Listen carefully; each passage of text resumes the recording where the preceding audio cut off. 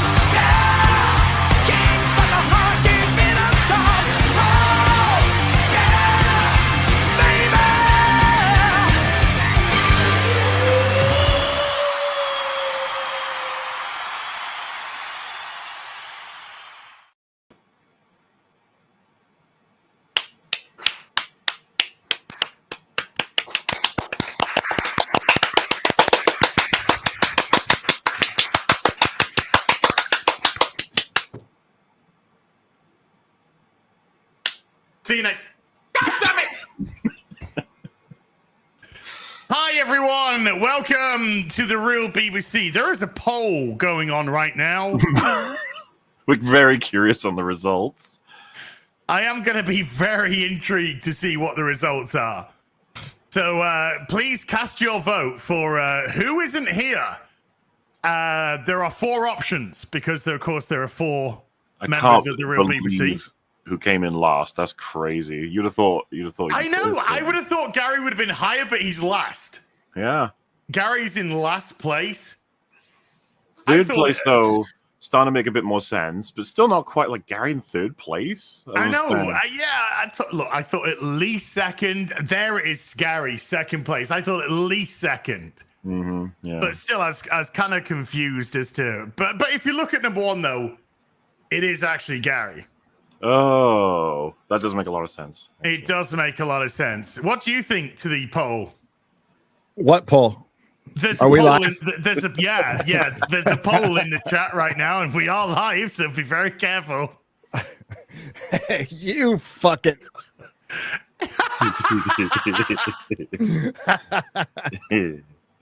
I am number one in all the polls. Well, you're also bottom, so. You know, you got to take. You are all of the numbers in all of the polls. I am all. You are all of the late. Oh, is it just me? Is it my name 3 times? Okay. 4 times in all fairness. 4 times. Yeah. Is it Gary, or Gary? Hi. Hi. I had to get my comics because this is a comic show. It is. I had to get my bags and boards. I've got all mine in there, and I haven't even got them out. We're doing Marvel Team Up today. Ooh. Okay. We're doing Marvel double team, Eiffel Tower, spit roast. I apologize. Putting notes and stuff on my next video. Not sure what channel I'm going to put it on. Am I Racist Review? So there you go. Yeah, Jeremy Johns has gotten in trouble for expressing his thoughts on a movie. How about that? Oh, no. I know. And I say that. I'm not even going to be specific what he said because the people who hate him for doing it haven't seen his video. No. The very fact that he has expressed something about it. You know, let's talk about those people who don't watch shit and review it. I mean, that's some bullshit, right? Yeah. Am I right? Yeah. Am I right? You get accused of it all the fucking time. I mean, who make comments on like thumbnails and titles and don't watch videos, or make comments on movies that they don't watch or books that they don't read. I know, it's fucking crazy. Crazy stuff. And yet here we are. and yet here we are. Weird, huh? Weird. Weird. Hi, everyone. Welcome to the Real BBC, where I think for the first time, everybody's here as channels under attack at the same time. Oh, no. We need that Elmo meme. And I've got a phantom bruise. Where did that bruise come from? Where? That's not phantom. Will we find out this episode, or is it going to be next No, week? I don't know. It's a mystery that we're going to draw it over a season and a half. Yeah. Oh God, it's Disney Plus buying the rights, and it's going to be a massive disappointment when it eventually comes out. Right. There was no bruise there the whole time. Look at your arm, but everyone saw it. It's a birthmark. And it suddenly miraculously changed color and size. Welcome to the Real BBC. Can we have? Let's have a clap, Gary. Let's have a clap.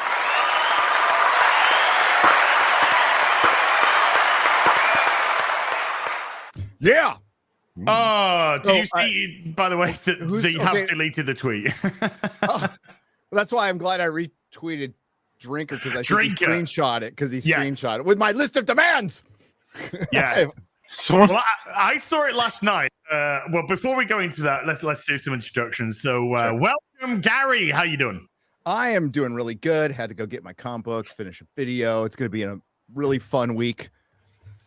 I reviewed a really funny movie. Actually, probably, I think it has a high likeliness of being the best comedy of the year. Movie where I laughed kind of all the way through. From a guy, some of his stuff is all right, and I think some of his takes on particularly gaming and anime, which I am an expert in both, by the way, are shit.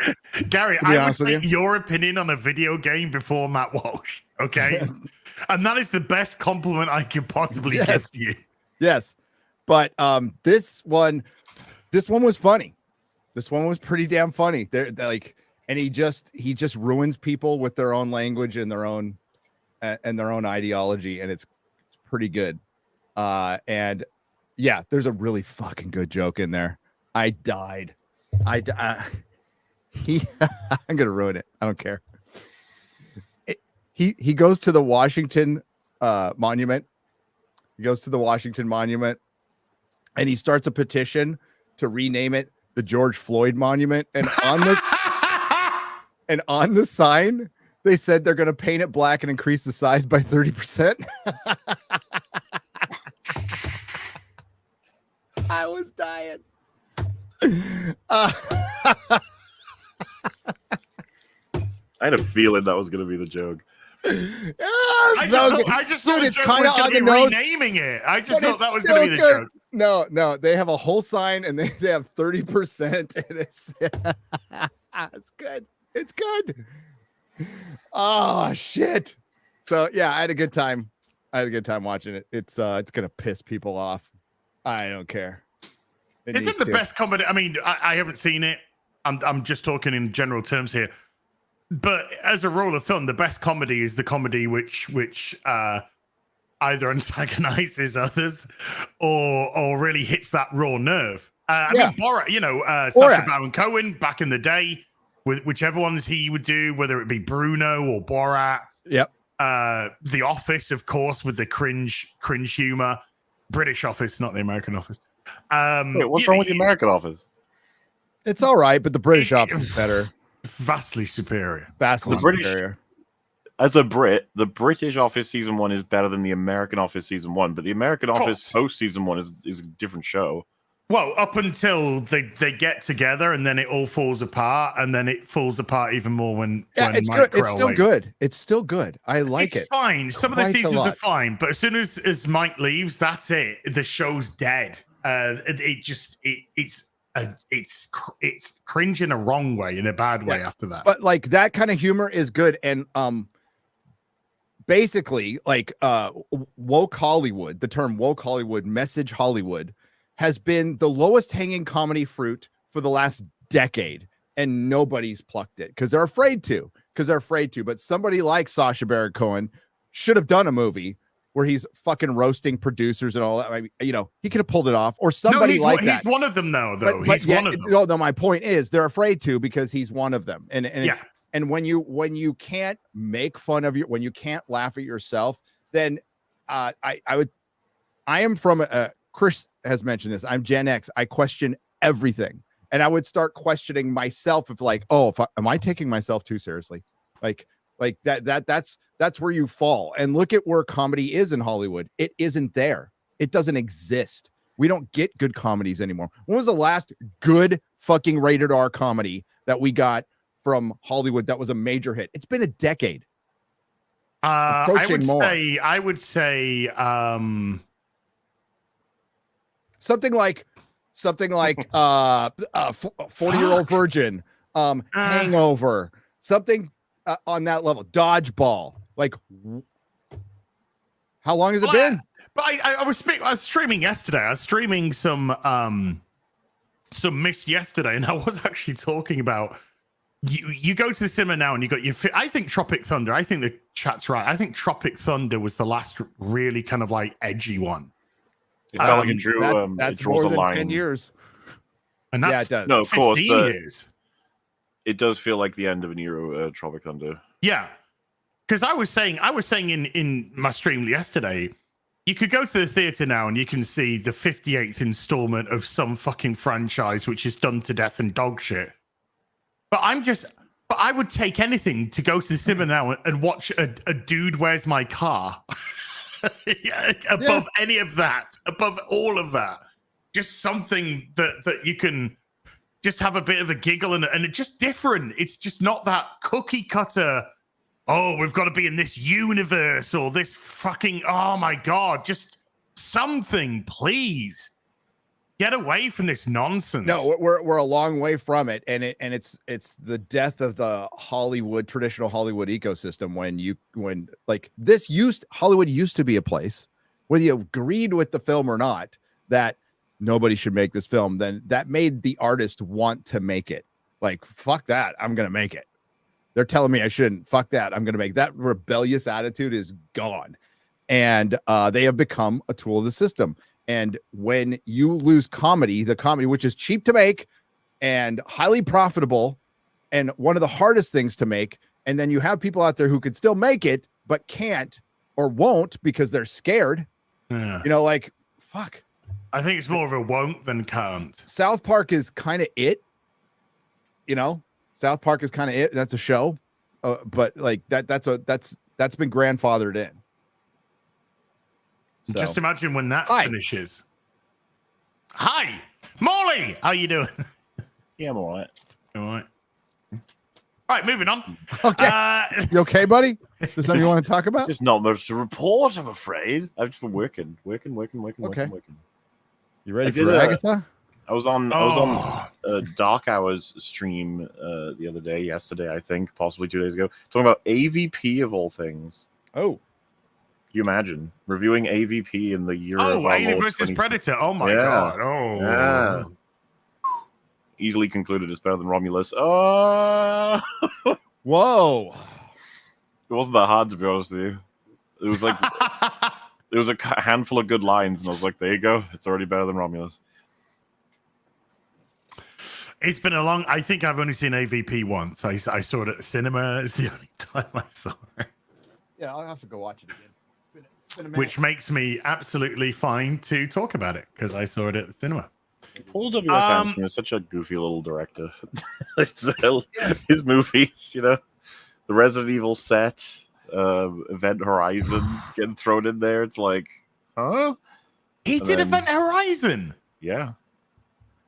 And AVP and the Resident Evil films and the Monster Hunter film, by the way. Oh, well, yeah, because there became a time when he did the first Resident Evil film where it just became, I'll direct and I'll cast my wife, Mila Jovovich. If your wife is Mila Jovovich. I know. Yeah. But it's good. It's like Kate Blanchett. I'm not going to fault him for that. Kate, what's the other one? Kate from the Underworld. Bosworth? Not Bosworth. Is it Bosworth? You talking about Beckinsale? Beckinsale, yeah, Kate Beckinsale's the same. Her husband produces all of those movies. So there we go. But I did see a comment in the chat towards the beginning of the stream that says, rumor has it that this is going to be the gayest real BBC episode ever. That is actually correct. Oh my God! Because you'll never get... That's pretty impressive. We've had some gay ones. Oh, we've had some. I think we could go gayer. I think there's room. Oh God, there's always room. Additional. And you know what? If there ain't room, you make room. But I mean, I think this is a good marketing I tactic. hit the wrong button. What? She's not here this week, Gary. Oh yeah, she's got some your explaining. employee. She's your employee, Wait, not mine. She's going on a stream looking like the Gimp with a freaking harmonica in her mouth. What the What? fuck was that? Did you What? not see that? It's the new craze. It's the new craze. You play a scary game and you put a harmonica in your mouth. So when something happens, like scream, you go, "Woo!" and it comes out in a harmonica Yeah, instead. she looked like the Gimp for 2 hours. Wait, do you keep the harmonica in your mouth the whole time? Yes. Do you not? What about like saliva and shit? Swallow. Do you like tilt your head back? Is that the idea? Because You got a little drool cup on each side, maybe. I don't know. okay, You just let it go. You just let it go. let it dribble out. I might try one. I might get a harmonica, try a harmonica stream, just let it drip. Hmm. Remember when the Human Torch didn't screw aliens? What, with his porn tash? There was a guy, right? I don't want to rag on this guy because he was nice in the replies. But when I put my thing out laughing at it, and I don't want people to have a go at him. But this guy put, well, you know, it's good that he's trying new things. And I'm like,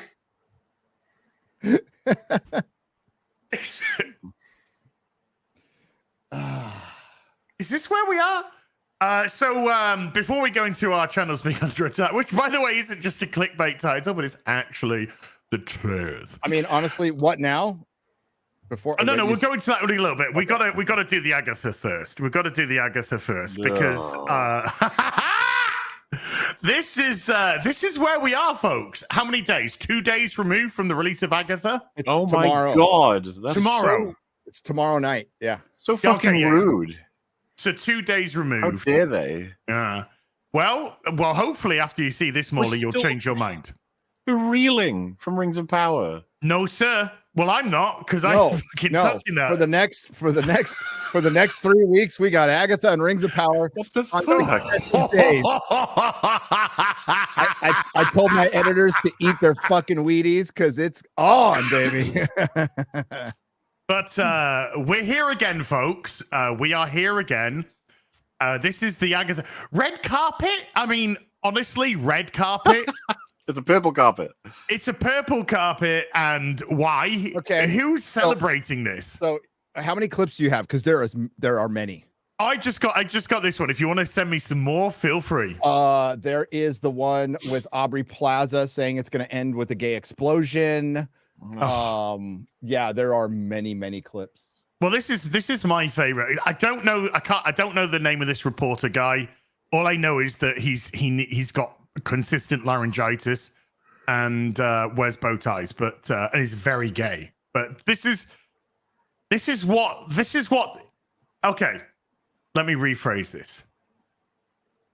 This is who it's made for. Okay, this is who it's made for.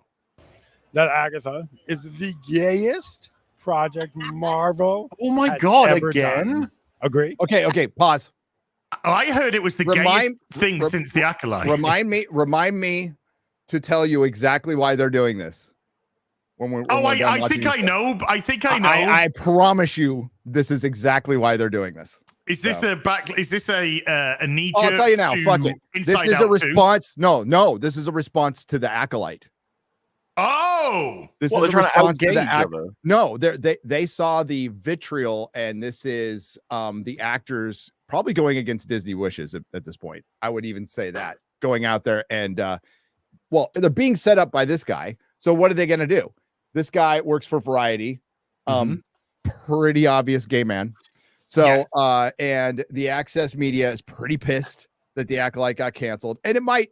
I don't know when this happened, and the Inside Out 2 news came out recently, but this is definitely at least a media response to the Acolyte and what happened for fucking sure. Promise you. do you think in as much as do you think it's being done in an effort to try and get the same people that spoke up about the Acolyte to try and drum up some interest in watching Agatha. Maybe. I think they're just more pissed. I don't. They don't give a fuck about money at this point. I think they're No, pissed. no. I think they're pissed because they took a massive fucking L, and they're like, "Fuck you. We're on the red carpet." They watch. They pay attention. Okay. So we know that for a fact. We absolutely know that for a fact. We're living up. When you're living rent free in studio fucking heads, something's wrong with the studio. So this, I forgot the guy's name. So he asks not every actor, but I think he asks more than one actor, is this the gayest Marvel show? Now, if you recall on this show a couple of months ago, I said this would be the gayest Marvel show because I talked to somebody. There's remember I said there's a third episode that's like The Last of Us episode 3. I don't know if it's third, but there is an episode that's like the third episode of the Last of Us, and it's about Wiccan and his boyfriend. Do you know how long the episodes are? Oh God, hopefully 20 minutes. What I know is this is the second part of a trilogy that comes from WandaVision. Okay, it starts with WandaVision, goes to this, then it goes to Vision, then it goes to Vision. Who's gonna watch that? The thing is, from what I hear about Vision, is it's a complete 180. Like it is. We're gonna make a superhero show. Remember those? Well, so, I have my little Marvel insider tells me that Marvel are exceedingly proud of Agatha. That's what I heard too. I heard that's the same what thing. I've heard. Very proud of this show. Yes, but they're still changing shit. They're so proud of this show. They're still completely doing a 180 in 2 years. Supposedly, we'll see. Time will tell. Yeah, well, the good thing about it will start off as white Vision, and then by the end, of course, it'll turn into trans color Vision, because you got to get rid of that whiteness. That'll be the story arc for Vision. Got to get rid of that whiteness, something like that. But let's listen to all again, because it's not just what he says; it's the way that he says it. This is all performative theater, the whole thing. Oh, it always is. That Agatha is the gayest project Marvel has ever done. Agree? I would agree with that. Yeah. I would just want to ask more questions. I'd be like, which one's the straightest? Is it Iron Man?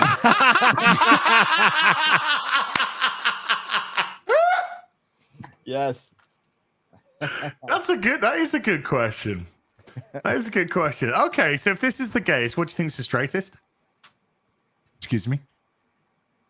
You'll see. You'll see when you watch it. But, I think witches are queer inherently just because we are outcast and, set aside for many reasons. So if you're an outcast, which could be many reasons. I'm sorry. You're queer now? Does that make fucking Dracula queer? Yes. Werewolves are queer. Yes. The fucking Every form of outcast is queer. Well, this is why Amanda Stenberg said Cthulhu queer.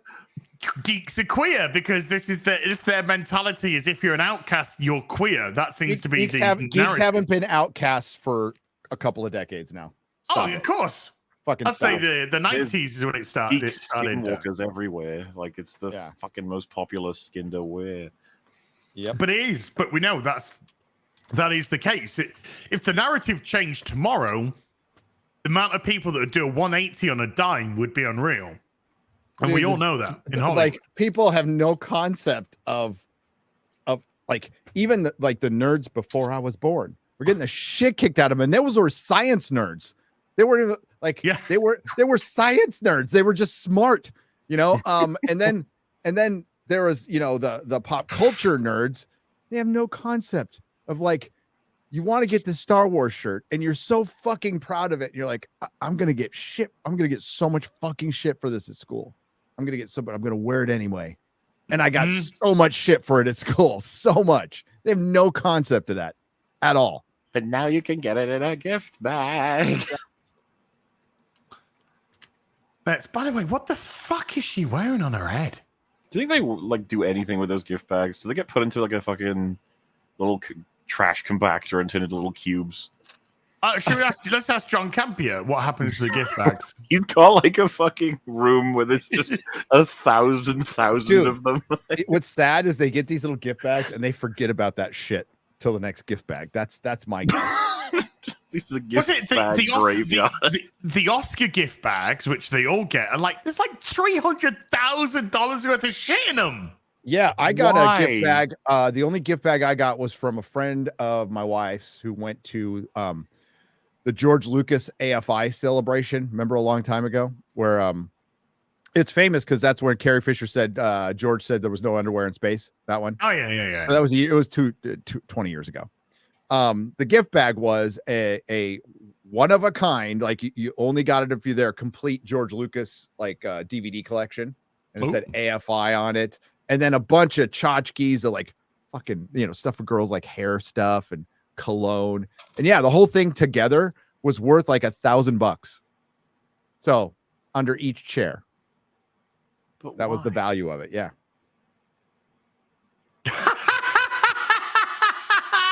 But why? No, mate. The gift bags are they're all Horcruxes for him. You gotta find all of them. Gotta find them all. Yeah. Shout out to Robert Meyer gotta Burnett for piece- coming on yeah. FNT last week, by the way. Let's finish off this wonderful piece of pop culture. Yeah. And I think this show shows a really good representation of different types of people, and that we can all use the power we have within to It's got every different type of middle-aged forth and- woman in it. Well, no, listen, doesn't even know what the fuck she's saying. Listen to her No. struggle to come up with something here. different types of people, and that we can all use the power we have within to like go forth and be great. What's that even fucking mean? What does that mean? English, do you speak it? What does Maybe- that fucking mean? Maybe we should be like, maybe she legit was just saying like, what the fuck question was that? Like, is it the gate? What do I do with this? It's everyone can be everything they want To be fair, I think that is the case. I lot don't, of the because she time. immediately agrees. She Dude, immediately agrees okay, with yes, okay. it is. As to be fair, You these got it, are right? vacuous, empty fucking people, but what they're really good at is being chameleons and fitting in to anything. Like, so being able to answer that question quickly to give that guy the answer he wants, because this is the town of I will be anything you need me to be. There's like Okay. fucking 10 people who work there right now who would give a fun answer. Like Harrison Ford would be a fun person to ask that question. I don't care. You'd just be I like, don't- what the fuck are you talking about? And I mean, we could watch the show. We could be like, actually, they are correct. This is by far the gayest. Oh, as far as it is. I mean, like, Maybe. believe them when they say it. Yes. Like, Yeah, when people tell you, yeah, believe them. No doubt. So, I mean, that's what I was directly told from my person who I spoke with, and like who knows intimate details about this show. Yeah, it was. I'm not surprised. They have like a gay laser and they shot all over the show. Yes. Makes sense. Is Well, there the- any? I want to see more clips. I want to see Aubrey Plaza's gay explosion. Oh, here we go. I think I found it. Well, the thing is, Marvel wanted to make both of spoilers, Wanda's children gay. One canonically is gay, as far as I know. They might have changed it in the last few years, and I don't really give a fuck. But the other people said no to the other one. There's That's the Aubrey. They only I- gave him the one gay. They didn't give him two gay. They didn't give him two. Damn. Well, maybe. Well, what they gave them one kid gay, so it's 50% kid gay representation. I think they were. I think it was going to be like bi. I think it was, and they're like, nah. I'm told, I've seen the first episode, but Agatha is the gayest Marvel project yet. Do you agree? It better be, because that's what I signed up for. I think it is. I'm told. Oh, Aubrey, what happened, love? I feel like there's more cringe on the guy's part by far. Like this feels really like, just what are you doing?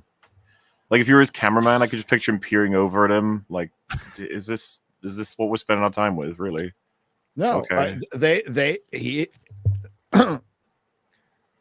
This guy's at all the Marvel stuff, at all the Disney Star Wars stuff. Yeah. He absolutely. It's not a job that I would ever really, really want, but being able to ask any question to random celebrities, you can have so much fucking fun with that. Here's provocative or crazy question. Have you seen the one where there's like a guy who offers a drink, and Jennifer Lawrence always takes it? I think he's like got a little flask of vodka or something, and he always it's and she when she there's like a clip compilation of her gradually getting more and more aware of him, and then there's ones where she'll like run up to him and be like, have you got it, which is just really funny. It's like it's all very charming, I would say. What's it called when the rats are in the thing? What's the test? It's not the Turing test, but what's the test when the rats are in the maze and they work out where to go to get the treat and not get electrocuted? Was that not just called Rats in a Maze? Did it have like a specific name? Yeah, he's trained her. Yeah, it's called grooming somebody.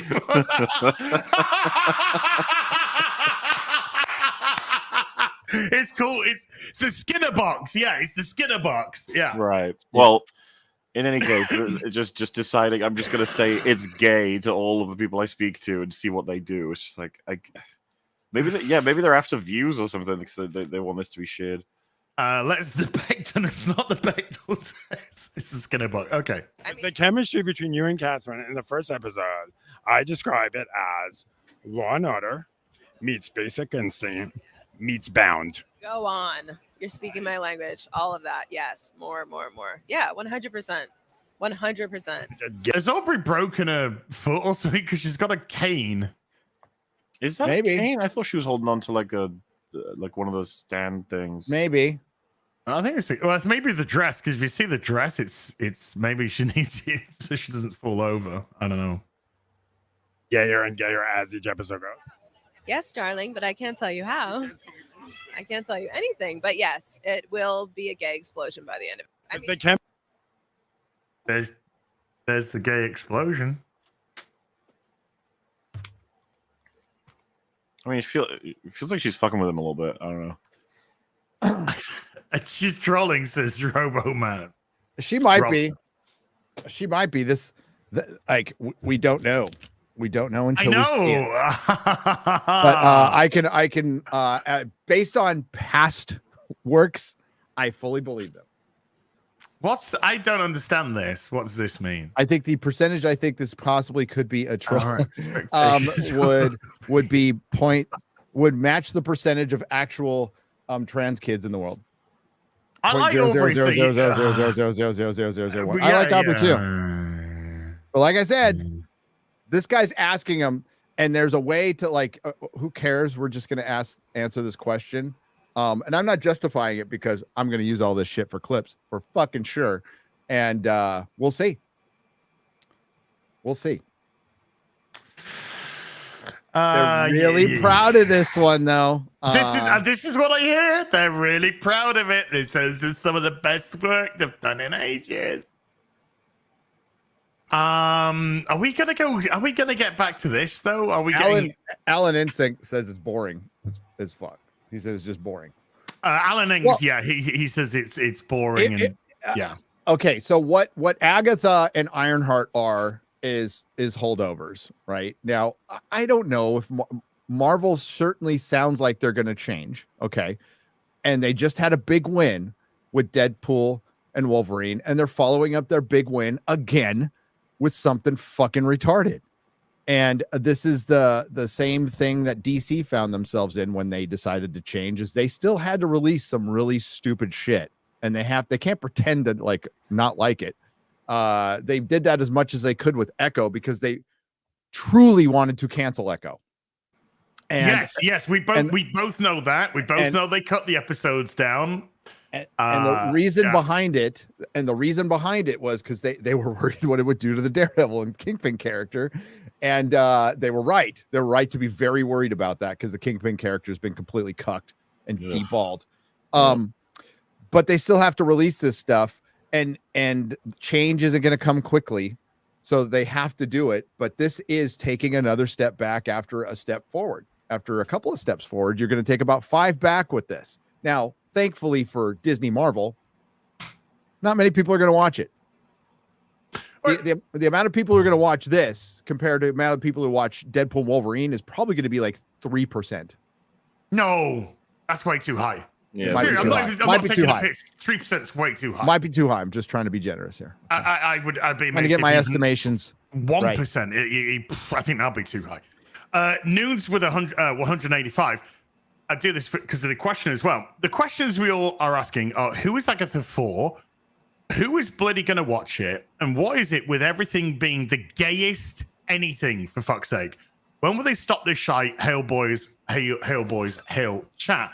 Well, this is a good question, right? Because again, we've got an opportunity to discuss the show, to talk people into purchasing a subscription to Disney Plus.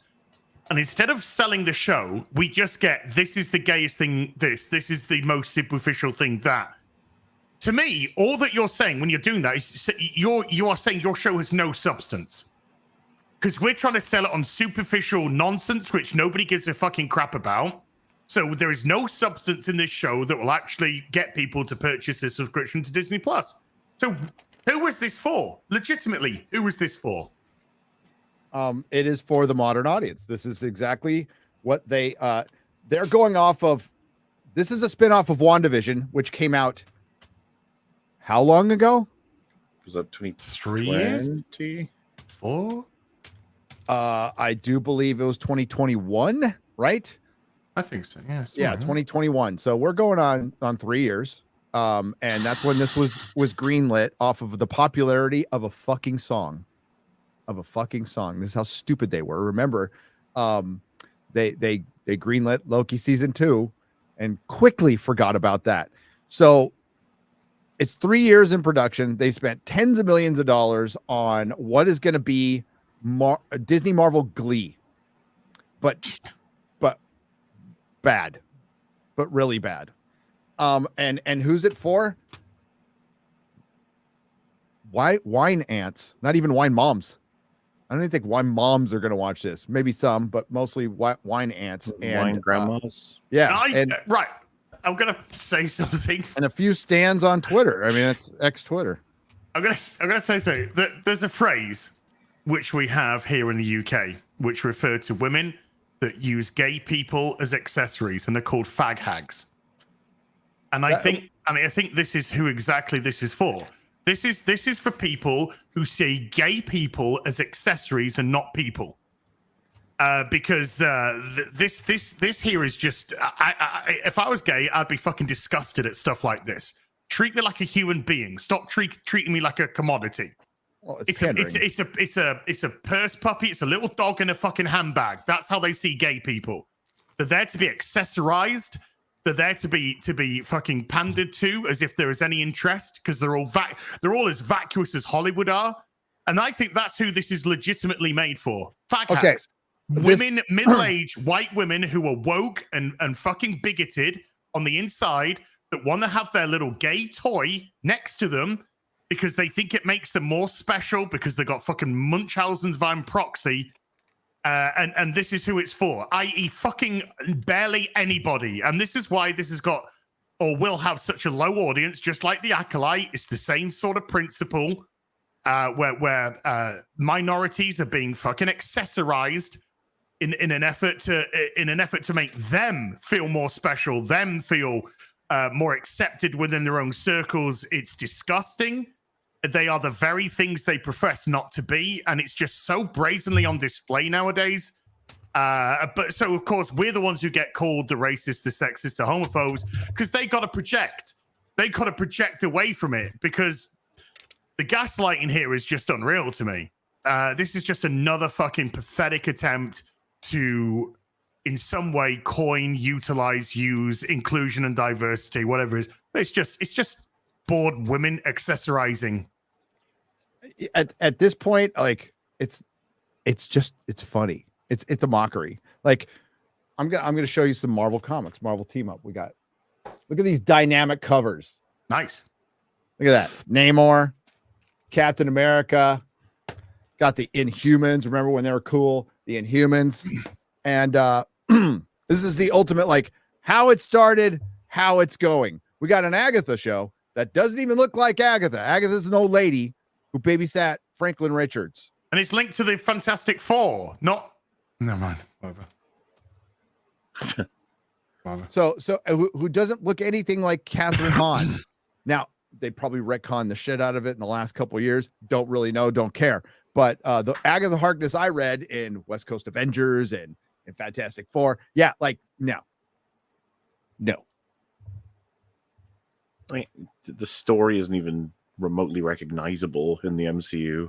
The idea that they've not stayed according to law with Agatha Harkness, does this surprise either of you in any way, shape, or form?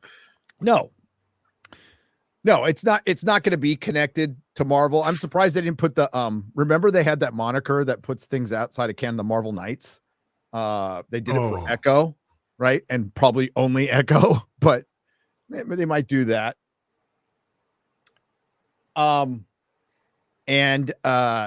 Sorry, I was looking at something else. It's just a joke at this point. Yeah, this is just something to completely laugh at, and it's Marvel fodder for people who unironically watch The View. Are they dropping 4 episodes at once, or is it weekly? 2 episodes. 2 episodes tomorrow, and then it's weekly. No, it's weekly until the final, and then they do 2 episodes for the finale. It's 9 episodes. That's a what? 9. It's 9. They're doing 2, 1, 1, 1, 1, and 2 again. Yes. Oh, so that tells me the episodes are like half an hour. Well, that tells me that they're desperate to try and proc a rating for the first week because they'll combine the view time for episode 1 and 2, and they're desperate to do it for the finale. That's why they're doing 2 episodes for the finale. Remember when Captain Marvel was a dude? Marvel.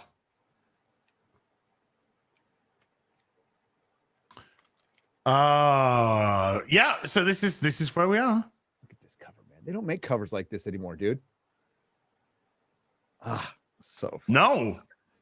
But you can get somebody sat down eating, talking about. Oh, I know what sexuality they are. I wonder how much sitting down and eating will be done and show. It's just funny that they follow a gayest show of whatever with a coven of witches with another gayest show of whatever with the coven of witches. Well, as you just heard, Gary, witches are inherently queer.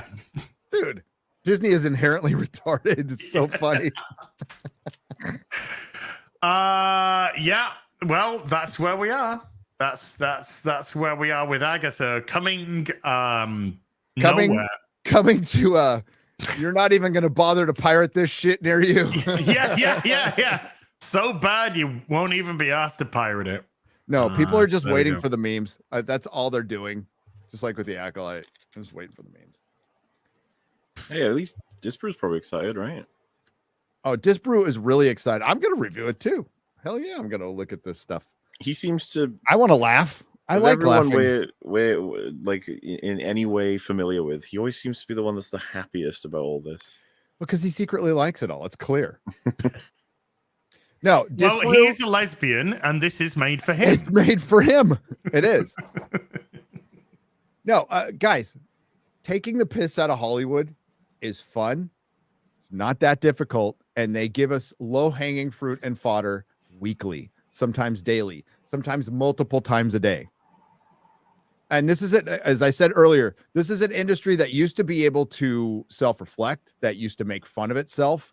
Now it's a very serious place. It's a platform, and we need to use our immense popularity and our immense knowledge of things that you plebs know dick about as a way to influence you, because we are now influencers. We are now a platform. We are now social engineering. We are no longer entertainment. That's how they see themselves.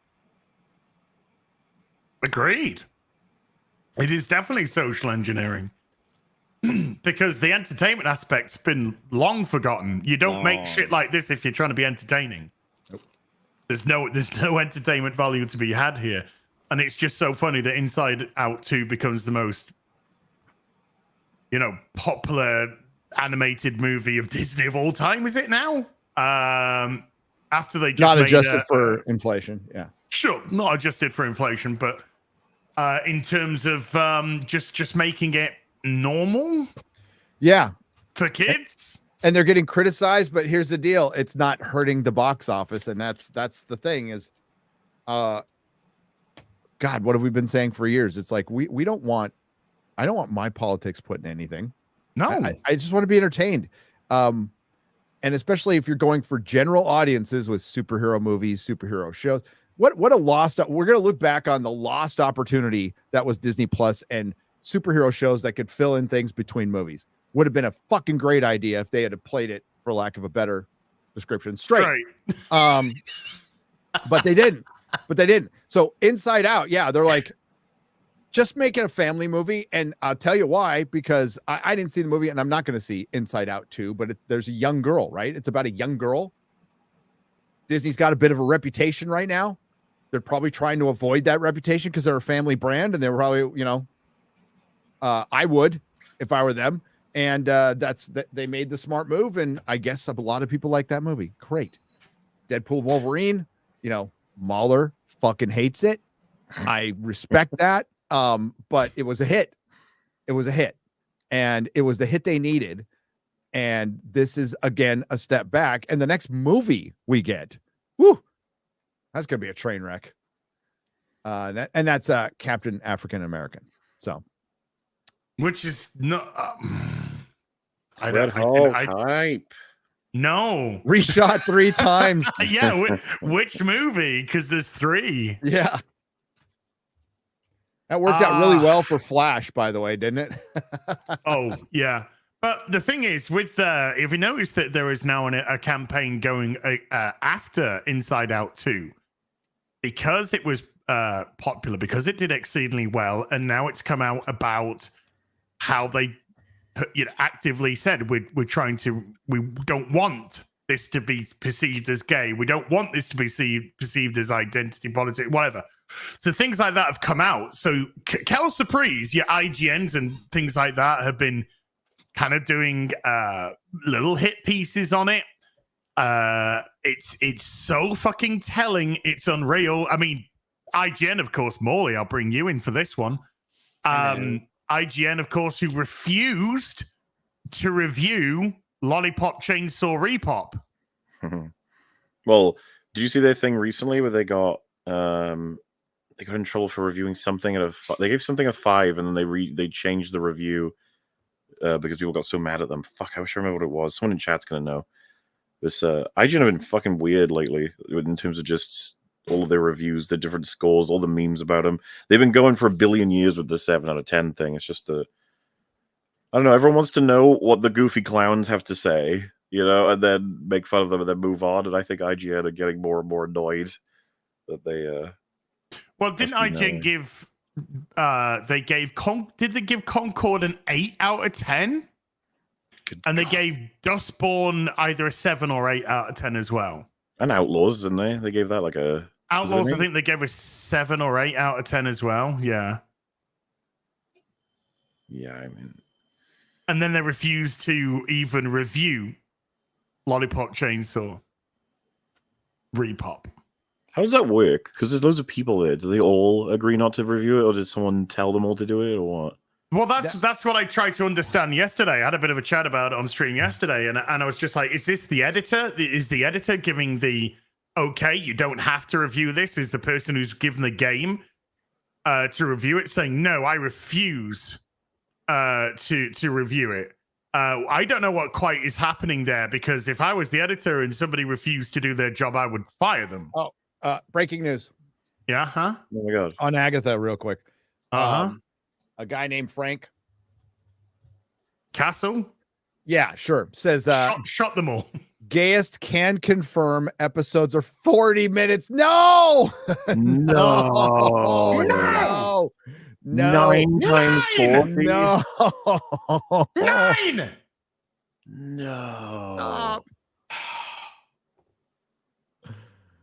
I was so close to reviewing this show. Oh, I'm reviewing it. So that's 5 hours, right? I don't know. I think fucking- I'm gonna have to go watch it with my mate Captain Jack Sparrow on 2.0.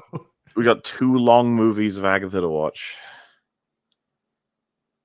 Yeah, it's 120 minutes twice.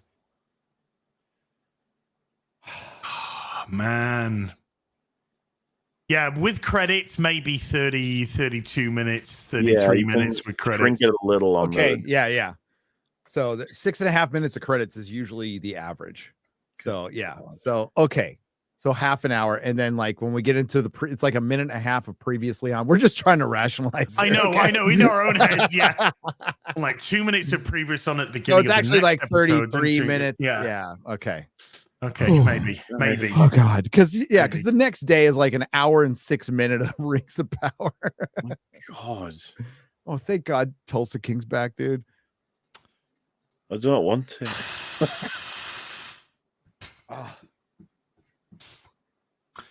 Good. Yeah, so I don't know how that works, Morley, as regards to refusing to do your job that your website is constructed to do. It depends how much power that person has, I guess, right? If they're at the top, then yeah, whatever. But no, I'd be the same as you. If someone said as a fucking game reviewer, they're like, I refuse on principle. It better be a good fucking principle. Yeah, what's your principle? Why are you also you're still fired, but what's your principle? Well, I think honestly think the reality of games journos is they get paid so little, like the editors really can't like tell them what to do. They're like, we're getting this guy for like 3 cents. $20 an article. 3 cents a paragraph. Like I feel bad telling him what to do.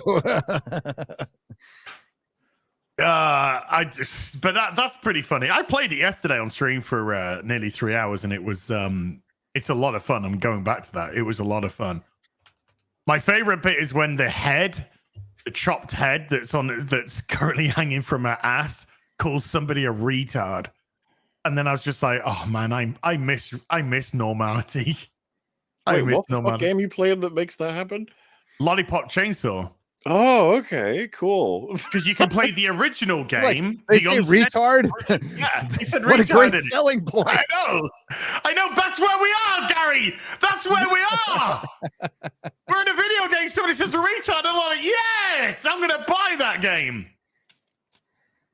Yeah, because you can play the original that's been upscaled so it looks nicer and it's completely uncensored, or there's the repop, which is the remade one. Which is being censored. So I'm playing the OG with upscaled graphics because I want it in its uncensored format. The only difference on this OG one is they couldn't get some of the licenses for the songs. I wish they didn't get any licenses to the songs because I got hit with multiple copyright claims because of the fucking music. That there's that, but yeah, that's the only change from the original apparently. So yeah. Oh. But it's fun. Yeah, it's fun. What's the expectation with you and was it Dustborn? Were you gonna play that? We'll see. I'm kind of Wukong. Yeah, I want to get back onto Wukong big time. And people really want me to play more Fallout London as well. So what about Outlaws? No, somebody said how much to get you to play Star Wars Outlaws, and I said I need at least £1,500, at least maybe $2,000, maybe $2,500. After seeing what you were going through, I ain't touching that with a fucking barge pole. No. I was just thinking to myself, like, how much would I be willing to pay to make you go through that game? It's like, I can just- start. it's- I can start a pool at the office. I mean, I'm even actually thinking I would probably put Dustborn ahead of Outlaws in terms of pieces of crap that I would rather play. Well, Dustborn's shorter, so there's definitely that benefit. I was going to play Concord. I was going to do a Concord stream, and then they just announced they're closing it all down. It's like, shit. I think Concord probably has the least cringy meme value, though, because it was just like a really bad hero shooter. Meanwhile, like, I think Outlaws has got glitches to hell and back, as well as awful dialogue. And then it's in Star Wars, and you know what to expect. You saw some of the shit I was showing you. And then Dustborn, I think, is probably the maximum meme potential out of the three of them. I'm not sure. It would be between that and Outlaws, but for different reasons, right? Because if I was going to play Dustborn, I'm going to play it full blue wig. You know what I mean? Mhm. I'm gonna be as woke as the game will allow me to be. I'm gonna go around calling everybody racist, everyone a bigot, everyone homophobic. I'm gonna be queering everything up. I'm gonna be doing it all. Someone said, how much did it cost Waller to get Az to play Gollum? He wanted to play Gollum. He jumped right in. He wanted it. I regret. No, it was so hard because you're playing it and your soul's dying, but the audience are loving it, and you can buy yourself a shed at the end of the garden, and it's like, oh my god, the trade-off for my soul that I've just made here to play Gollum. That game made you fucking mad. Play your times. It was so funny though when you just called us or texted. You went, "Az, get on Gollum now." It's just literally like that. That's what the text was like. It was just like, get on it, get it. Bro, now. Lord of Ring Gollum is kind of something I wish we could consistently get. As in, like, there's a good place to get some real solid cringe. Cringe like that's difficult because you need the team to sincerely try to make a game and fail. Like, yeah, because when we did Kong, that just didn't have it. That was just so weak source. There was no more than one stream in that whatsoever. But with Gollum, it was just like, you think they're trying to make a game here, and yet managing to spectacularly fail on every single facet of it. I tell you what, though, I have described Star Wars Outlaws several times as a Gollum-like. It's there's so many mechanics in it that are like one-to-one the same. You know the thing with Gollum, whenever he died and his ragdoll would just go and it would like fall over. That's what she does, one-to-one, same thing. And you'll get the most ridiculous body positions ever. And I don't know why they committed to that, but I think it's a matter of like they had that. They could have made it better, and then they were like, "We haven't got the fucking time. Just go with it. Whatever. It's a ragdoll. Fuck you." I was lurking in a couple of your Star Wars streams, and I actually texted you after one of them. I think the next day. I think we spoke the next day, and I actually said I was lurking. I was lurking in your stream, and all I was watching was you eating. There was a mini game of you eating, and I.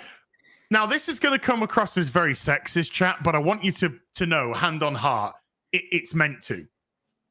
And I thought a woman had to have made that fucking quest. Had to.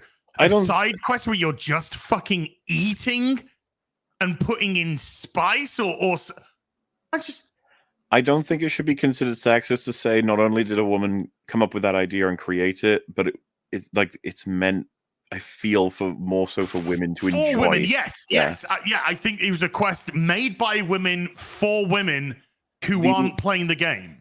The thing that blew me away about it was like the game is so fucking unfinished in so many different ways, but that section, they put so much effort into it. I was like, what the fuck? Why? Like, that's what was confusing me.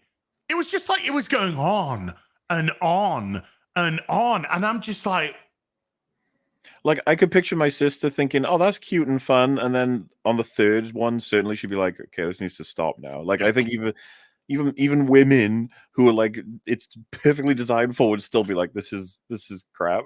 Like, this is enough of this, please. I think there's like 7 of those in the game, by the way. Why? Like, who needed this? And they're all different. they're all like extensive. They're all alien foods that they have to eat in very specific and particular ways. Oh, that is definitely right. Definitely made by women for women. Yeah, that's like a Marvel comic, Gary, isn't it?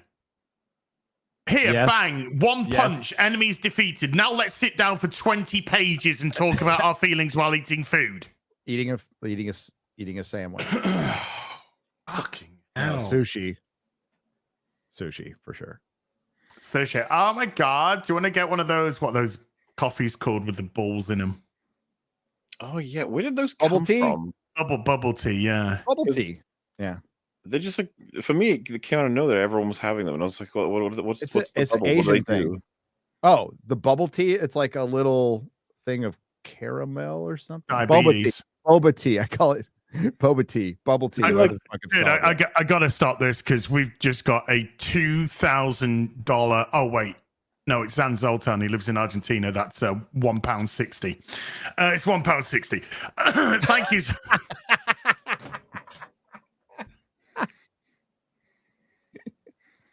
and it is as well. That's the joke. He said it. I He know. said it's 1.8. He said it's 1.8. No, it's 88 pence per thousand. So You it's can, like you can buy a quarter cup of 176. boba tea. You can't get a boba tea for £1.80. Are you kidding me? Well, Like £8 or something, probably. Hey, the that's Star Wars Outlaws Fund begins. Just saying. the only good tea is a Thai iced tea, because that's like crack in a cup. So You'd know. I would. Hey, remember when Human Torch Wasn't gay. and Oh, no. Iceman Wasn't gay. didn't want to fuck each other? Is that where everything ends? Remember when so-and-so wasn't gay? And that's where that ends. That's where that ends. Oh my god.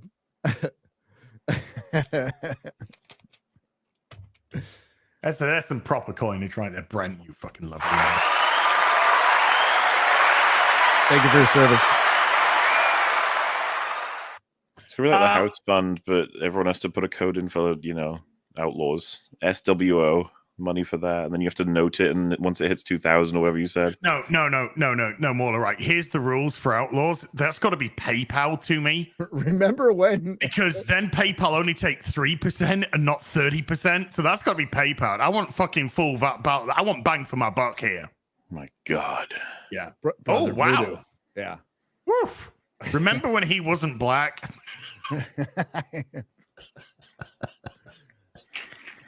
Remember when they wouldn't show black characters on the covers?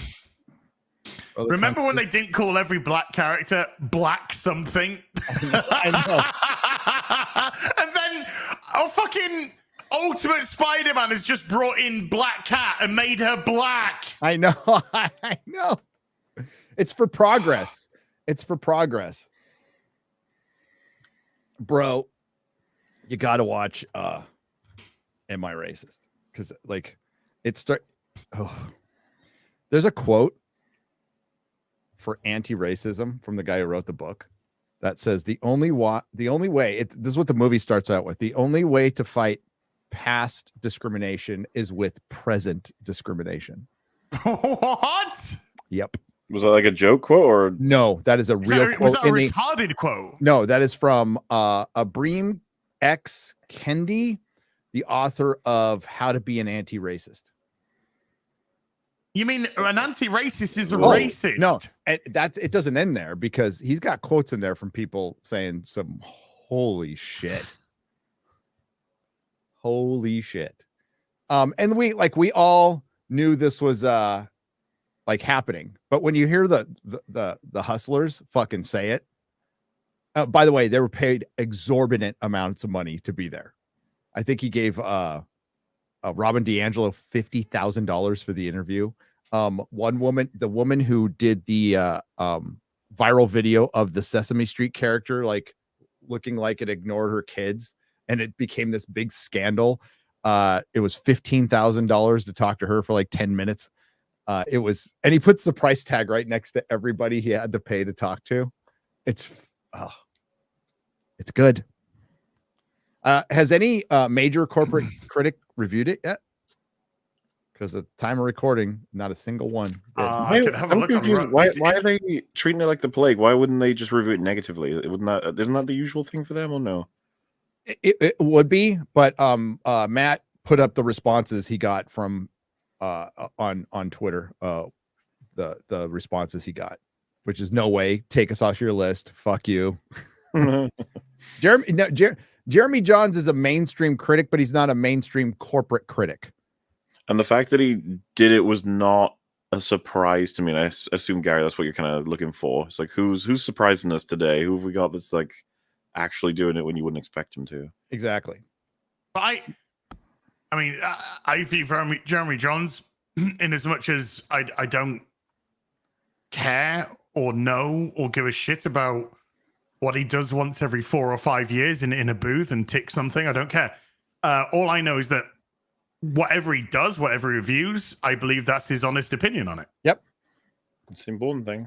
Which is the important thing. Whether or not I agree or disagree is irrelevant. I believe the guy's got integrity and he'll just say what he wants. If he hated it, he hated it. I think legitimately. If he liked it, he liked it legitimately. No, John doesn't work for anybody.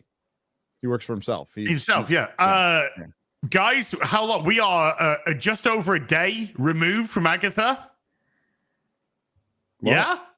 From Agatha. Yeah, we're 1 day away. We're 1 day essentially away from Oh. Agatha. Well, 1 day and a few hours away. I think it was out yesterday or something. I was like, what the fuck's no. happening? Are you ready? Are you ready? Are you ready to 100% see? on Rotten Tomatoes. Are you ready to see? Yes. Okie dokie. Let's have a look, shall we? No, nothing. There's nothing because you're not allowed, I don't think, to do. You're not allowed. I don't think you're allowed. That's right. to That's actually right. post That's it. right. I sit corrected.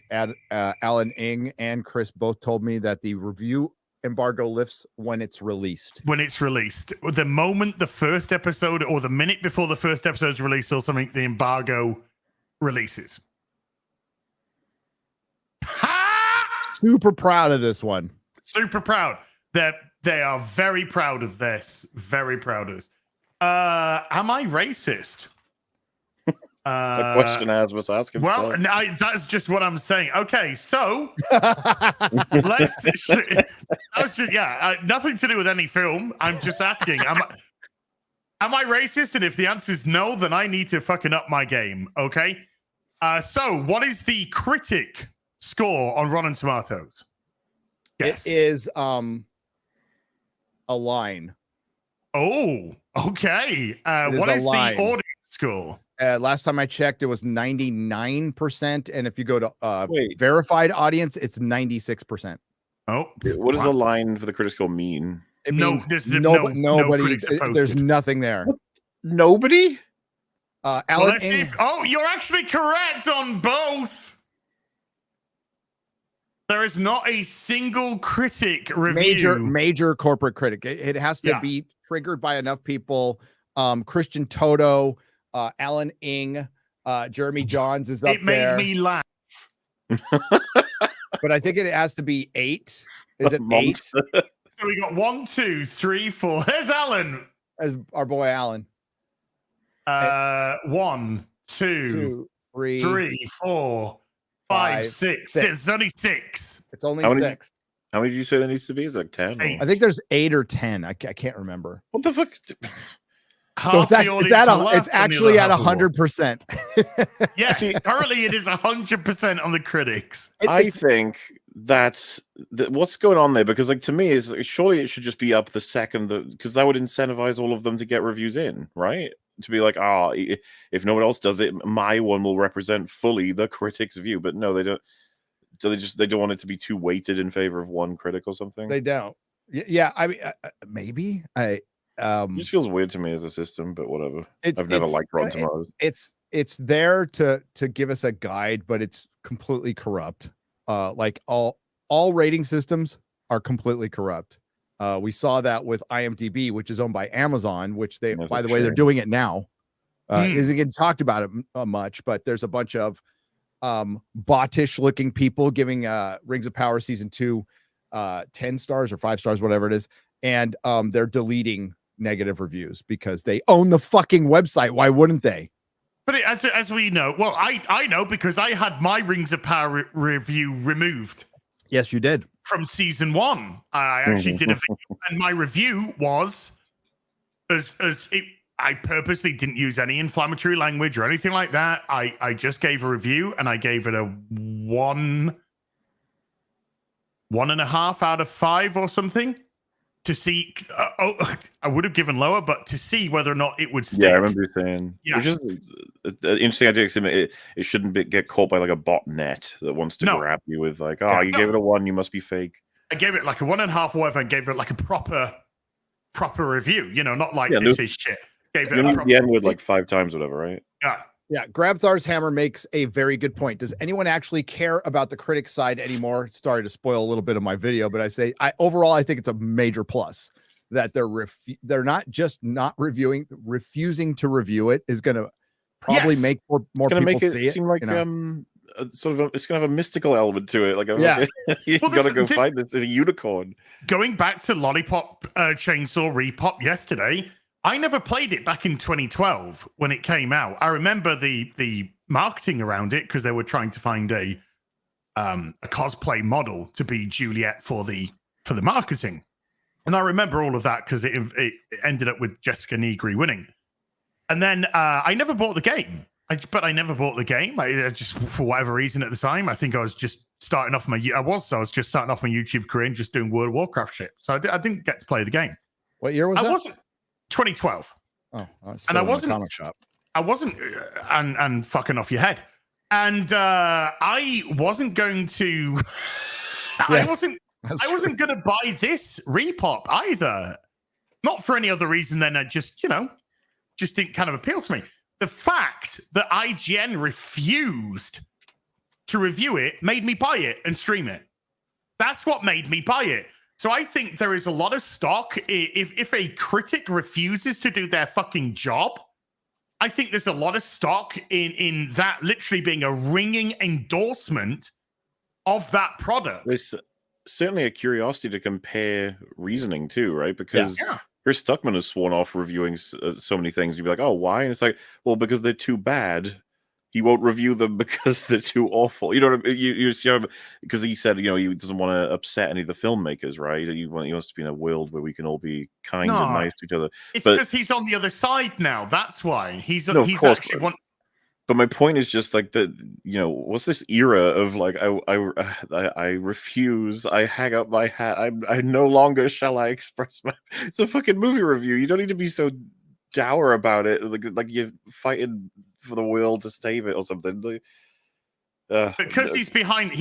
When I say he's at the other side, I mean he's on the other side of the camera now, chat.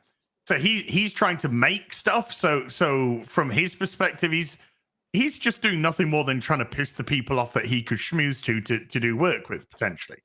That's the only thing that I see with that. I've never had any affinity towards Stuckman. I've always believed it. I've always believed from when he was doing his reviews that he was fucking shite.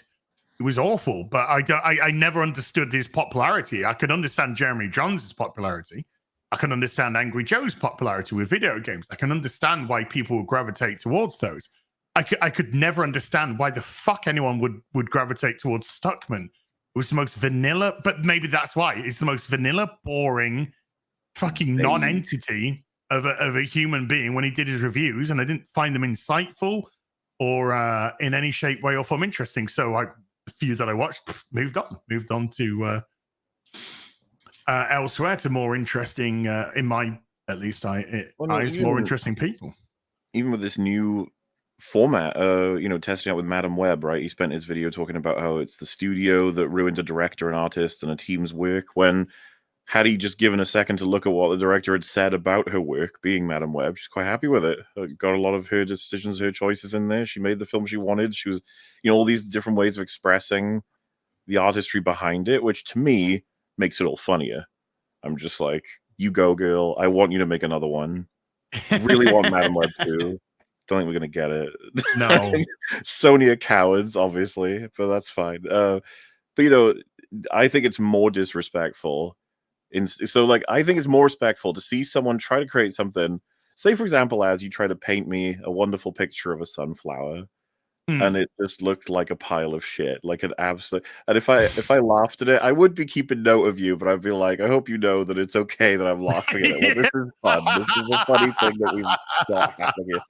As opposed to, as I will not give you my perspective because it could harm your feelings. It's like, oh, so you think it's bad? It's like, no, I'm just. But not that's gonna tell you. just it. It doesn't that in itself tell me that you think it's dog shit. Well, so is it not condescending as hell? It's like, you're willing to tell me that you're not going to tell me because I can't handle it. Thanks. Yeah. That's I great, can't man. handle it, or it might detrimentally, but in case of Stuckman, I think it might detrimentally affect a potential relationship for business. It's well, no, yeah, I get absolutely the angle, but like I said, I just found it annoying that he'll even go as far as like saying, you know, I'll defend the artist, and I just wish you were in the room when he was saying all that stuff, just to see him be like, excuse me, like, I made these decisions. I made them because I felt it worked for the film. And you know, he'd immediately be like, no, of course. I 100% understand. Yes, absolutely. I'm just saying the studio, obviously, you know, they made the film worse than it could have been. And she's like, no, Sony were very kind and welcoming. And, imagine she said that, like, the studio were very supportive of my decisions or something. Then Chris would be like, okay, like, well, something went wrong. Like Starfield fanboys, I honestly not trying to be antagonistic here. Are there any? I don't think there are Starfield fanboys. I don't know if anyone's still playing that game. I would have thought the player base for it would have been drained into stuff like Fallout 76 or. Well, I did a recent video where I went through the current players on Starfield, Fallout 76, Fallout 4, and Skyrim. And this might surprise you, Morley, but the game which has the lowest concurrent viewers playing is Starfield. Skyrim. Oh my god! And the game that has the highest number of concurrent viewers playing on it is Starfield. Skyrim. What? I know, crazy, hey, crazy. That's crazy. No, That's crazy. But it's even crazier when Fallout 70 shit is getting more concurrent players than your brand new IP. Nobody was defending Starfield, as we saw from the rant. Nobody was defending Starfield. They were just big mad that I went after the fucking pronoun thing. So people knew what it was. Yeah. Probably like Starfield, is that some kind of like program he's using? Yeah.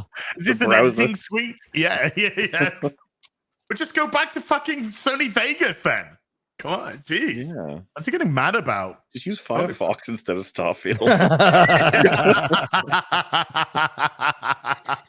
Get a Brave. Just use Brave or something. Should we have a look at we are under attack, gentlemen? Oh my god. What now? I know we are under attack. I need to find the Jeremy Johns is like legit under attack. We'll talk about that a little bit later too. Like, no, have you seen the fucking vitriol, man? It gets so crazy so fast. Because I'm totally fine with seeing shit like, I've never been a fan of that guy. It's like, yeah, that's fine. But whatever. You get some people who are like, he actually adds more harm into the world than anyone ever. You're like, wait, what? But it's weird that when you get, I'm going to go after this person because they don't hold the value that I have, right. And by the value, what I've been told to fucking say, because I'm a vacuous, empty fucking shell of a person who doesn't have their own opinions. Right. Right. Here we go. This is us under attack. Again. This is us under attack. You're gonna be so surprised, chat, to see that this person's got a cartoon avatar. And I think this was also a botted post as well, because the interaction that they had on it in number of views, they had like 41,000 views, and it was less than like 30 minutes old or something when I first saw it, which is just not organic at all. If it were, wouldn't they keep it going instead of taking it down if they just want an engagement? Well, this is where we get to the point of who actually tells them to put it up. Because then I don't think this person's doing the botting. I think somebody else was potentially doing the botting to push viewership, whatever, awareness, whatever it is. But this came out. These are the people Disney's literally catering towards. Disney are catering towards quartering Yellow Flash, Geeks and Gamers. Lauren Chen. I love that me and Lauren Chen are next to each other. Lauren Chen is on the top right. Morley next to Lauren Chen. He's looking at Lauren saying, "What the fuck are you doing here, Lauren?" She's like, "I ain't got a clue. I ain't got a fucking clue." You just put like Disney's pandering room and they pull up pictures of me and Lauren Chen. Morley and Lauren Chen. Myself, who's this guy? Sorry, I don't know this avatar. Who's this? Do you know? Oh, that's Dev, short fan otaku. But I don't know what the fuck he's doing in this list. The Clownfish, Memology, Drinker, just some guy.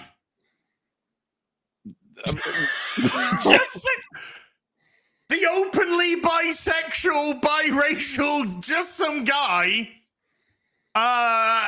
is on there as well. Regardless of how you feel about his politics, is utterly irrelevant. He's on there. Nerdrotic. This I don't know. Again, I don't know this one. That's the one I don't recognize. No. I don't recognize this. I don't know. Tim Pool and a guy just about to suck a black cock while videoing it for his boyfriend. I have no idea. What's that face for? I have no idea. What's that face for? You saw a funny comic. What's the face? I don't know. So apparently these are the people who are being catered. These are people who are being catered to. They're leading the company to a much dangerous and unprecedented future. Yeah, memology. Famous white supremacist memology, by the way. Oh, I love tuning into and Tim just Pool some guy. Just some guy. Again, however you feel about just some guy. Just some guy called by Mark Wade a white supremacist. Yes. The openly bisexual, black, biracial, white supremacy is so inclusive these days. It's amazing. The first thing I thought when I saw this, when it said that these are the people Disney's literally catering towards to, it's like, I just got done nightmare editing for The Acolyte, which is one of the worst sins that has ever been committed to fucking television. And then, of course, on top of that, the other format of media that Disney are desperate to use Star Wars to make money with, video games. One of the worst fucking games I've ever played. And it's like Star Wars is in a dire pit of hell. And it's like, they made those two to cater to you. Yeah, what are you talking about? What the fuck? This is just like, what are we getting out of it? I mean, apart from the fact that they're giving us great content for YouTube. Yeah, unless he means that. It's like, they make this stuff for you to make entertaining videos. You're like, okay. But I don't think that's how it works. I don't think that's how it's meant to work. But this went up. I did a little response to it saying, I lead Disney now, in which case, close everything down and everyone's fired. Drinker posted there, you're welcome. Gary posted some demanded that my list of demands. They stop covering up the black faces on their posters to China, that they stop editing out the gay kisses on their stop thinking like concentration camps. And I think my last demand was release John Carter, change the name to John Carter of Mars on 4K. There you go. I had some reasonable demands. Vault Marvel and Star Wars for 10 years. Now, I'll definitely do that. I'm just gonna bring up my response. Where's my response? Here we go. Yeah. So here's my response. Ryan was snubbed off of that, by the way. I think he's gonna be pretty pissed about that. Yeah, that is the craziest part of all of it. The RK Outpost does not get a mention. That's crazy. That's insane. This post is unavailable. This is my response. I lead Disney now. Cool. Cancel everything. Fire everyone. And if I go to the post, this page doesn't exist. That post has been deleted. They deleted the post. It wasn't going great. No. I don't think, because it's a hard sell. It's like, do you really think? What's funny enough about it is like the amount of different perspectives on different things you've got in that one picture. Like that selection, I don't think necessarily agree on any one thing when it comes to all of them together at the same time. Is what I'm saying. Mm-hmm.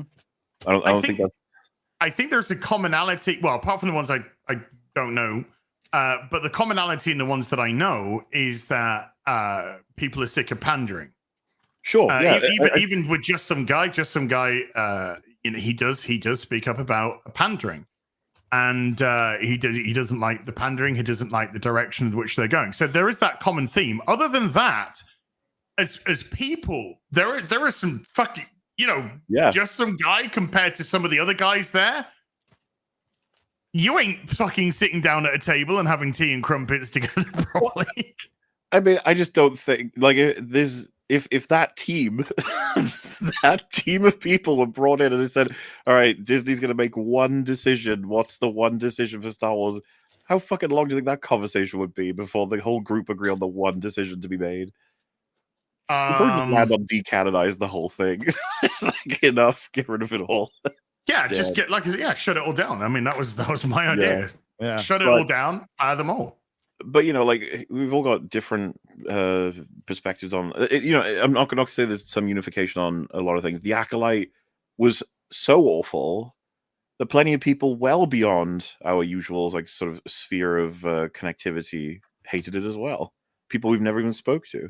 Well, the viewership was so low.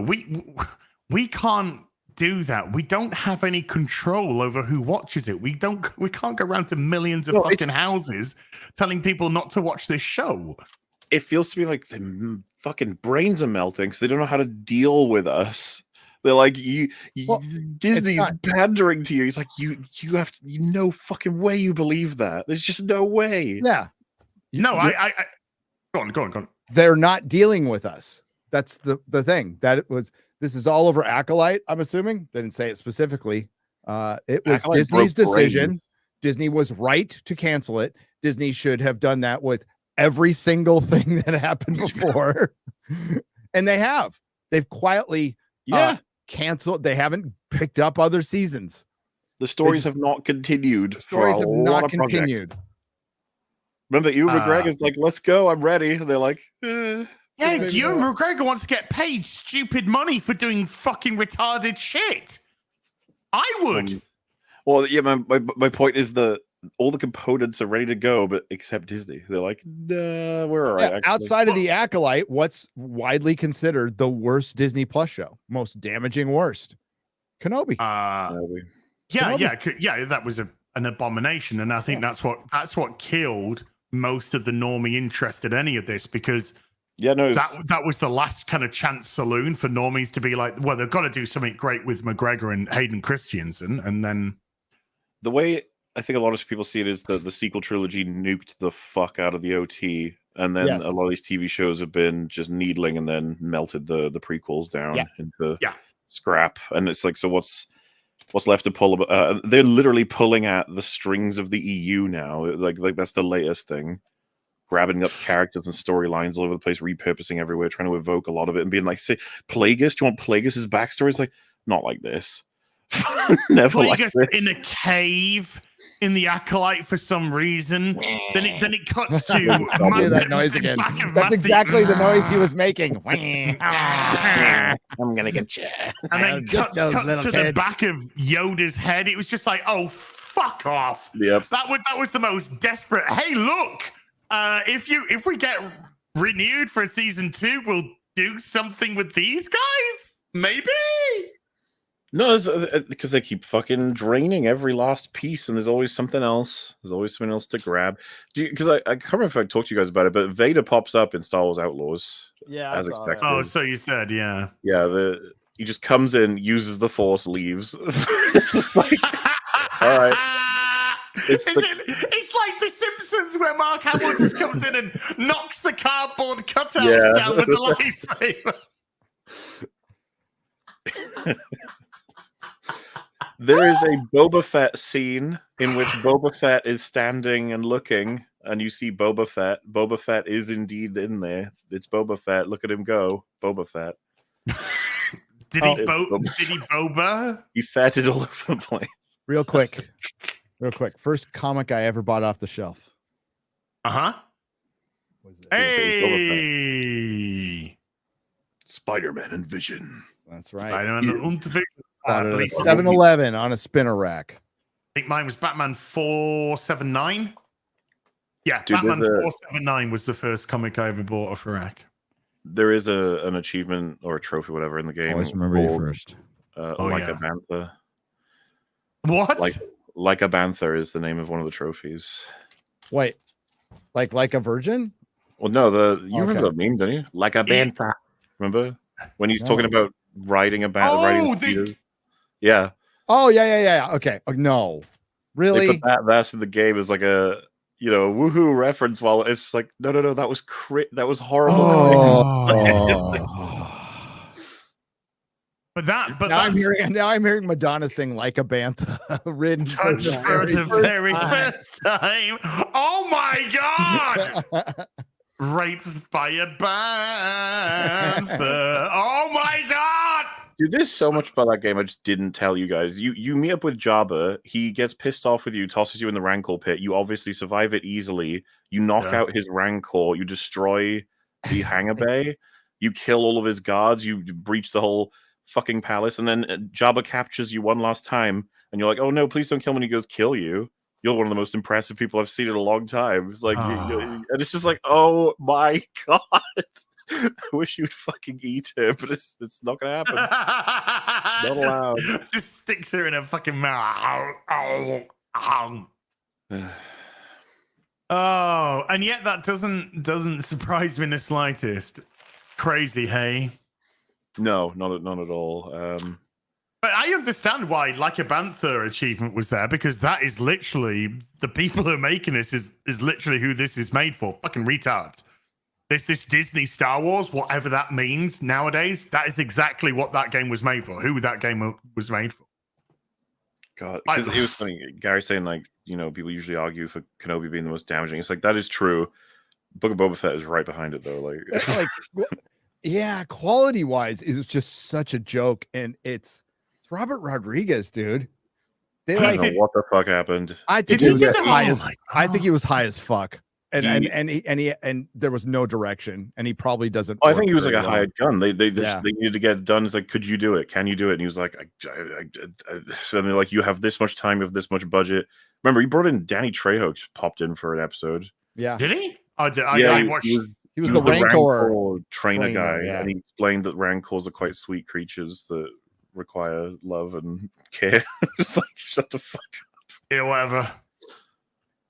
Is that because remember when the Rancor monster cried in Return of the Jedi when he was dead? When the man was like, no. So it's like, oh, he's crying because he loved that Rancor, because that Rancor was sweet and had a family and was 2 weeks away from retirement or something. And then Luke, the bastard, fucking killed him. That's made so much funnier now. Just all the shit with Jabba, knowing that Jabba, not weeks prior, potentially saved many of Luke's friends. Where was Kay Vess in Return of the Jedi? Why didn't she save Jabba? Well, where was Jabba saying to Luke, I can't kill you. You're one of the most impressive people that I've seen. No, he killed his fucking Rancor, and that's not impressive. Nah. Oh. Okay, but killing his guards is fine. It was funny. Some people, I think, in my chat felt that made some sense, like to impress Jabba, and I was like, I don't think so. I think Jabba would fucking hate you if you did all this shit. I quite like Jabba the Hutt. He's a fucking great original idea for a sci-fi gangster mobster sort of. The obvious thing being he's a gluttonous piece of shit that lords over it. But the thing I find fascinating about him is the absolute immovability of him, right? Like, you with a butter knife are going to be able to knock this guy out easily, but that he controls so much money, networks, and fear that it doesn't matter, right? Like, he's got all the puppet strings everywhere, and that he gets everything that he fucking wants, and he's disgusting and got a zoo that possibly exists underneath the palace that's filled with all things he's collected. It's all horrifying and stuff. Aaron Harkin. Yeah, I love it. I think it's great. And then to have him be like, "Okay, Vess, you're so impressive." It's like, fuck off. Like, you just vomit acid on her or something. That'd be much more interesting to me. Well, I mean, Jabba, of course, had Han Solo put in carbonite because he just owed him money. But Han Solo was so impressive. He took out a Death Star. He was so impressive. He had his money by the end of Star Wars, but fuck him, you know. Fuck Jabba. So it was too late, man. It was too late. It's too late. But she was Mam Solo. She was a stunning woman of Caucasian and brunette. You can get the Han Solo outfit for her. She can fuck right off. Fuck off. Fuck off. As you have to pay extra. How much? I think no. You take no. It's like the deluxe special mission. I didn't get it. I was very tempted because I was like, "Oh, that sounds like some good cringe," but I just can't bring myself to do it. So you could have turned her literally into Mam Solo. She has the just fit for a woman Han Solo outfit. Yeah. I mean, everyone knew that's what they were doing. Well, yeah, of course. With all the memes, it's just like, yeah, you just want it. Was there any? Do you think there was a chance there was ever a time where that game was gonna have Han Solo as a main character or something? When it was pitched, I probably guarantee you, when it was pitched, it was pitched as a Han Solo game. Because fuck me, they did not get they can't write for shit the whole charming renegade with a heart of gold sort of shit. Like, that's what she's supposed to be, but she spends the whole game being like incredibly kind and trusting to every last person she meets. It's like, and then but she'll claim like, I'm a rogue, I'm a renegade, I'm an outlaw, I'll do whatever I want, I'll be ruthless if I have to, that sort of shit. And you're just like, no, you won't. You don't do anything interesting. This is I feel like the Han and Greedo. Oh, but you go to Mos Eisley, the cantina. You walk past these two fucking guys who are talking to each other, and you see there's a blaster bolt thing on the back wall. And then one of them says, "You can't sit there," and the other guy's like, "Why can't I sit there?" It's like, because everyone who sits there gets killed. And he's like, "What do you mean?" It's like, didn't you hear? The last guy who sat there got shot. Like, that's the blaster bolt thing on the wall. And I was just like, it's Greedo. It's where Greedo got shot, everyone. Look, it's where Han and Greedo that's where Han killed Greedo. It's just like, move on. you fucking pathetic. So in all the time since Greedo died, nobody sat in that booth. It's a superstition in that cantina that if you sit there, you'll get killed now. Yeah. What about? Oh, don't stand at that part of the bar. Then you get your arm cut off. Yeah, that's probably one as well. Was that another one? I hate Star Wars. I really do. I hate what Star Wars is now. I hate it. But it's not Star Wars for a start. It's wearing a skin suit. I'm starting to think about these things. I'm like, fuck, you're not even going to believe some of these. You could go to the Lars homestead and you can find it all burned and destroyed. And there's two random people standing outside going like, man, it's so horrible what happened here. Yeah, it is so horrible what happened here. And your character, Kay, is like, what happened here? It's like the Empire. And then she's like, this is weird for the Empire. Why would they do this? Why would they just burn a home like this? It's so horrible. It's like, shut up. Make your own shit. Okay, it's definitely right. It's definitely gone up to $2,000 now. it's definitely after it's $2,000 chat. It's $2,000. Otherwise, I ain't fucking going anywhere near this. I missed a lot of these things on my live playthrough because I was kind of blasted through random shit. But Friggy found that. I couldn't believe it when I saw it. Don't worry, guys. I got plenty of references in there for you to enjoy because that's what Star Wars is. It's references. Who shot first? I don't care. Well, that's what RMB said. RMB said, I don't care. RMB, like, Star Wars isn't about anything anymore. It's just about itself. Yes, it is just about itself. Yeah, and that's true. It's so true. It just become referential, self-referential. It's. Because everything's meta, did it know? Everything's so like meta. It's just like Marvel. Marvel stuff now is just so meta. Oh my god, it's so meta. I mean, Oh, I would argue instead of making the gayest Star Wars and the gayest Marvel, make the Star Warsist Star Wars and the Marvelist Marvel. But or just What the do I most know? interesting. How about that? What about making the most interesting, the most compelling stuff? Why do that when we can have Anakin come back and say, I'm Vader, and then he flickers and he's Vader? I've evaded. God, I'm very thankful that didn't go further than a week in terms of getting praised. That stupid fucking scene.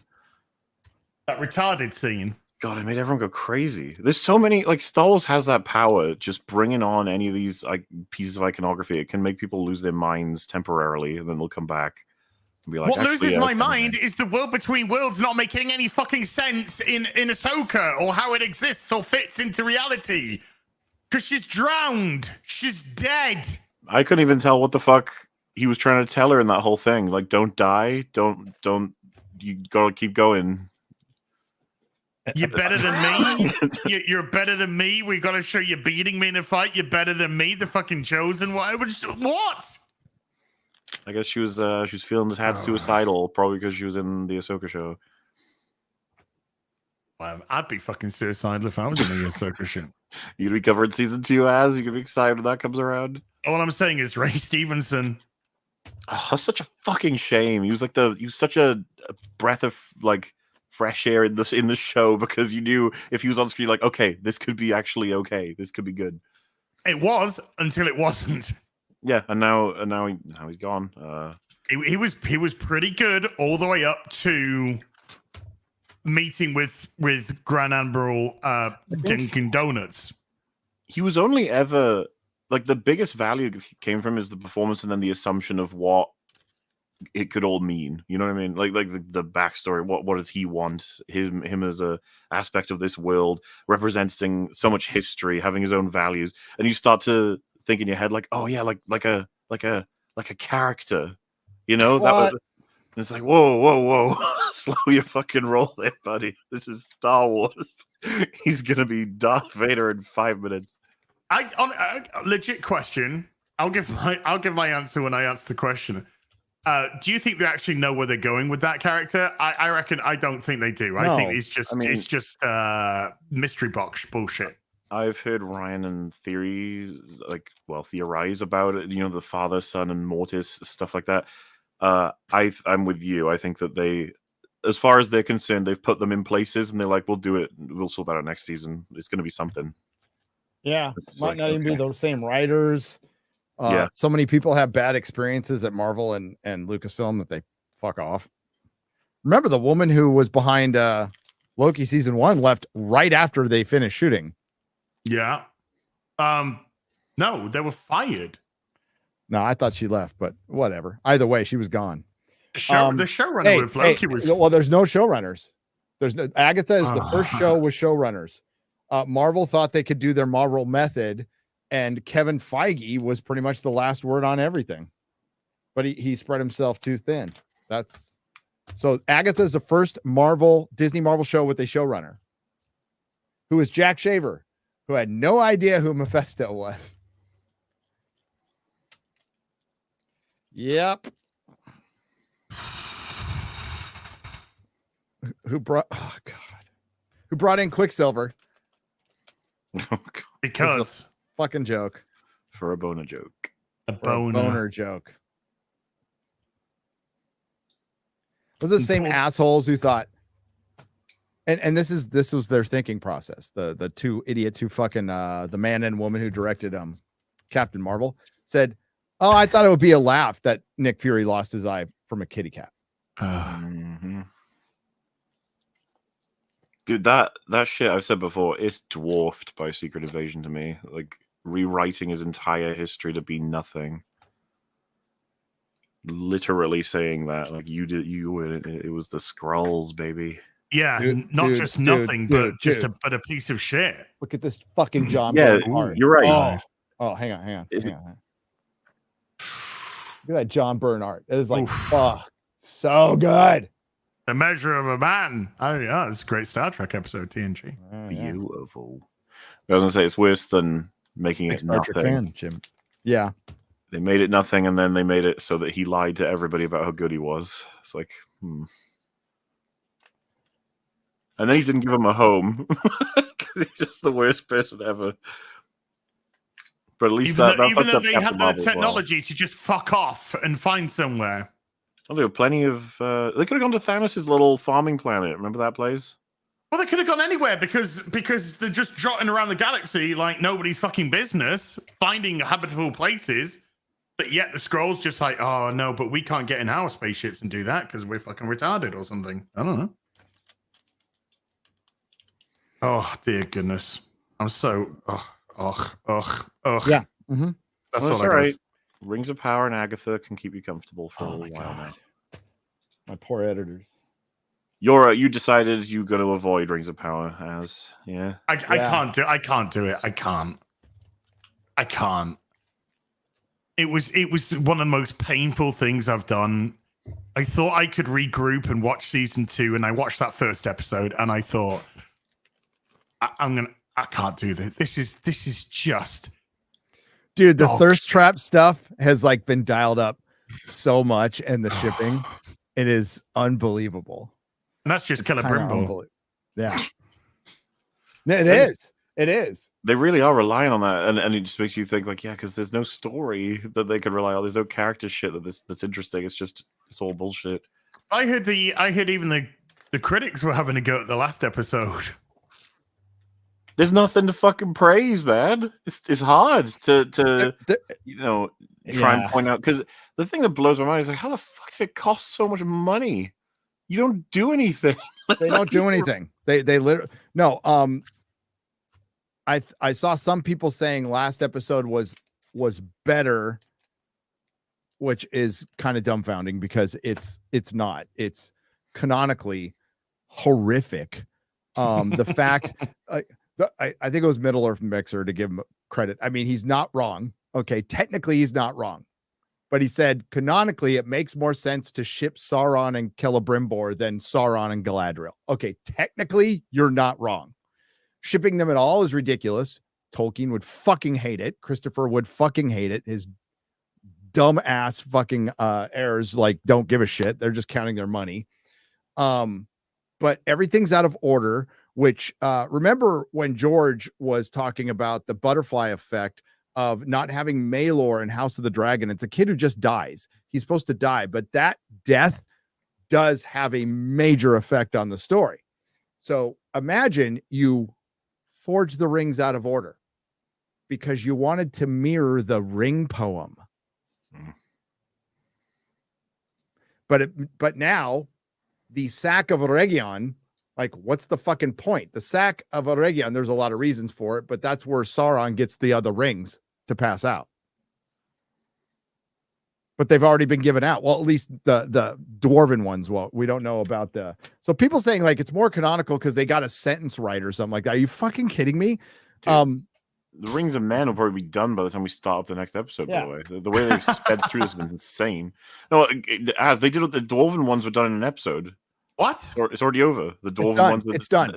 They're pretty much given away. Yeah. As of the recent episode, they can now start up a dwarven scene saying that all the dwarven lords have their rings. They could say that now. Oh, this is going for one more season and it's ending. It's insane how fast this has all gone. Isn't it? This sounds like they are now rushing through this because they're only going to get a third season and then they shut it down after 3 seasons and not 5. John Byrne and Bob Layton. Oof. Oh, it's awesome. So you're right. We'll see. We'll see if it goes 5 years, that means this thing will be around for a decade because it's going to be 2 years between seasons. But what would be the story? No. Fuck the story. Fuck the story. It'll be 10 years from it'll be 2000. It started in 2022. So it'll be 2031, 32 when it's fucking done. It's going to be 10 years.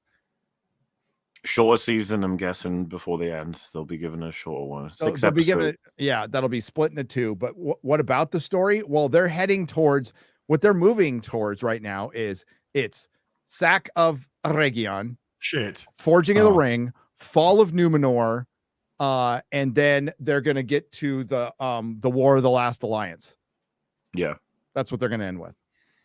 Which Galadriel will be there, right next to High King Gil-galad and Elrond. She'll be telling him what to do. You go over there, and then Yeah, they won't you go listen. over there, No, Gil-galad, and then Gil- Sauron kills Gil-galad. No, Gil-galad, and Gil-galad and Elendil will not listen to Galadriel and go fight Sauron and die because That's they didn't what listen gets them killed. to Galadriel, Yeah. Gary. Think of Endgame, okay? You get the shot of Elendil, Gil-galad, and good old Isildur trying to take on Sauron themselves to get that 3v1, but they all get fucking minced. And then in comes Galadriel, who gets to hold Sauron's ring hand herself. Oh, And then- no! I can believe this. I can believe all this. I can actually believe this. Isildur, now! Now! And then she's just like, quick! We need to cast it into the fire. And Isildur's just like, no. My Yeah, internet fucking died. I was just getting to the best part where Galadriel headbutts Sauron. Oh. That's what's gonna happen.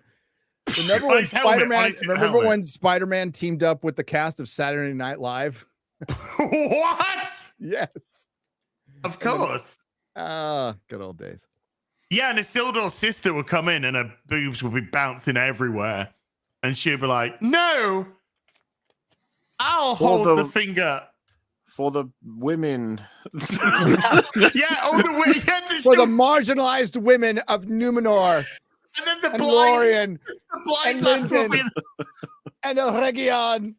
and they'll be like passing they'll get the ring off him. They'll get the ring off him, and then it'll pan back, and it's just the women of Rings of Power. And they'll be throwing the orcs will be going for them, they're throwing the ring between them. So, just to try and get it to Isildur. And then they get the ring finally to Isildur and go, quick! Run up Mount Doom, which is just right next to us now for some reason. How did you Cast it into the fire. You skipped the best part. To get the ring off him, they had to combine into a giant vagina and fire a vagina laser at him. Form of a vagina. A red laser just comes out. And so it's too powerful. No. My vagina's my only weakness. How did they know? The blood moon rises this day, Sauron. Oh my god. Oh. It's no, the only question is how much shit can they repurpose from Peter Jackson's Lord of the Rings and fit into this fucking show? It's ridiculous at this point. That's what the betting game is now. It's just how far will they go? Like Galadriel personally trying to throw the ring into the fires of Mount Doom, and you've got all of the male characters holding her back. She's trying to get in there, and they're like, no. And She eventually throws it, and then Isildur grabs it. Yeah. And then, they capture her, and then they're like, you will never understand that power is, we have to control power. Power good for us. No. And then Gollum just turns up. He's just in the background, just like, hey. Just waving. Hey, you right? You should have like a blue wig.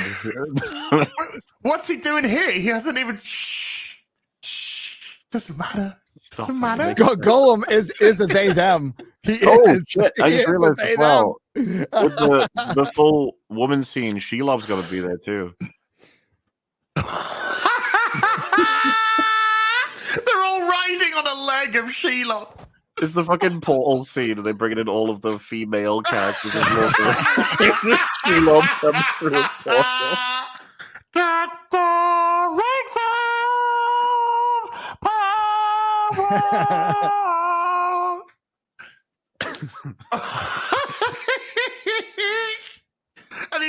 Instead of Wakanda, it's just Numenorian women. Just Numenorian women just coming out. No, the The men have Easterlings been are put in their good, place. and they come out and they're all Bombay, Bombay, Bombay. and Galadriel's. That's right. And then that made up characters like on your left to Galadriel. What the one with the big boobs? Forgot her name. You just bring them all in at this point. Bring in, That's her character name, Gary. bring in all of bring Rey in. Bring Rey Skywalker. bring the girl from Star Wars Outlaws. She's in there. Dun, dun, dun, dun. Fucking Echo. Echo is just there. Get Gwyneth Paltrow to reprise her role as Rescue, you know? It just comes in the blue armor. It's actually hard to name all of them. So I was like, America Chavez, then there's the Ant-Man daughter, there's It's the Hawkeye Ant-Man one. daughter. That His, great. Marvel's Katie. Miles Katie, yes. Cool. By the way, Chris Claremont, John Byrne issue of Marvel Team Up. Oof. Heidi. Fucking Moon Knight girl. We gotta get her in there. Oh no! The Scarlet Scarab. Superhero. Yeah, the Scarlet Scarab. Are you an Egyptian superhero? Sure. See, I see posts every once in a while like, where's Moon Knight season 2? And again, it's an example of they're not gonna fucking do it. I guess it's just like there was just not enough hype. Not enough people watched it. What are they gonna do? Keep it on ice for now. dude, that was a monumental fuck up of a character. Yes. They actually cast the pretty good. He could have been huge. Could have been Moon Knight. massive. He could have had movies if you had just done him as Mark Spector. I liked the first episode. There are things in I the did first like the episode that make you think, "Holy shit, this could be good!" Like when he just wakes up in the van, he's holding a gun, and it's like dead guy falls out of it. It's like, "Oh, this is fun." What's And then going it's on? shit. And you have the god, right? Who's like, "Oh, you again?" Like because he talks to him directly, and he's just like, "Why is the retard in control?" It's like this is great. You could do all kinds of things. And that's with voiced by F. Murray Abraham. yes, Yes. Oh, but still alive? Fucking hell. Yeah, Well, they as far as I know. wasted all the potential of that show. That was crazy. Much like they Yeah, do because the everything else. second episode, when they brought the wife in, who was really worried about him and really wanted to find him, so much so that she brought her divorce papers along with her. Oh fuck! I forgot about that.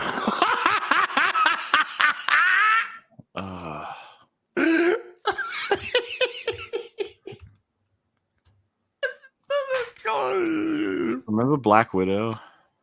No. Yeah, I do. Where her mom is the greatest monster in history. She's Essentially. like, "Oh, mom, you're just misunderstood.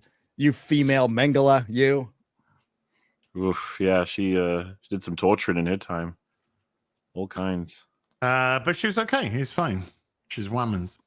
She's a Whammons. I wonder if in she's going to Marvel. be in Thunderbolts. Well, she's going to be in Rings of Power. Rachel Weisz is not coming back unless they give her another big payday. No, she won't be in Thunderbolts. David Harbour is, isn't he? He's... Well, did you guys see that little like clip of them all trying to kill each other? No, I haven't Gary, you seen would've seen it, anything. right? Yeah. Some like I don't know why that film exists as well, but you know, Thunderbolts? Yeah, that's another odd duck. But I saw the trailer, and it was terrible. When's that due to come out? Next year. Later next year. So I think Captain African American comes out February, and I think that one's coming out summer something. Do you think they'll just keep putting different versions of the Captain African American movie in cinemas and see if people... See if anybody notices? That'd be kind of funny. We got 3 films. Let's just start Well, putting them randomly. Like in different... Clue. Like Clue had different endings. Yes. Yeah. Had that's so different awesome. endings. It was 3 different endings, right? Yep. Did you hear the rumor? There was the rumor, which obviously turned out to be not true, but the rumor was at the end of Flash, there was different Bruce Waynes were coming out of the car. Honestly, that would have that would been have funny. been cool if That they'd would have done been cool. that. Because fucking whatever, continuity wise, doesn't matter. But having everybody say a different one they saw in cinema, that would have been fun. That led to the only thing in that movie that I laughed at, which is when he went, "Who the fuck are you?" And I actually laughed at that. So that's quite funny. But there we go. Yeah, that would have been interesting if you had Val Kilmer come out, you had all the live action Batman come out. That would have been quite cool. Have the animated one come out, or as rules of what the fuck? Yeah, wait, what? That would have been interesting. That would actually have been cool. Yeah, I mean, cool. If he was there in an animated world, I guess. Yeah.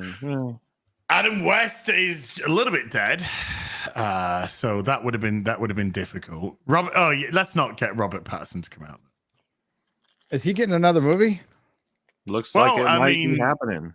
So the producer, director is talking about. I can't see it. I legitimately can't see it. Penguin comes out Thursday.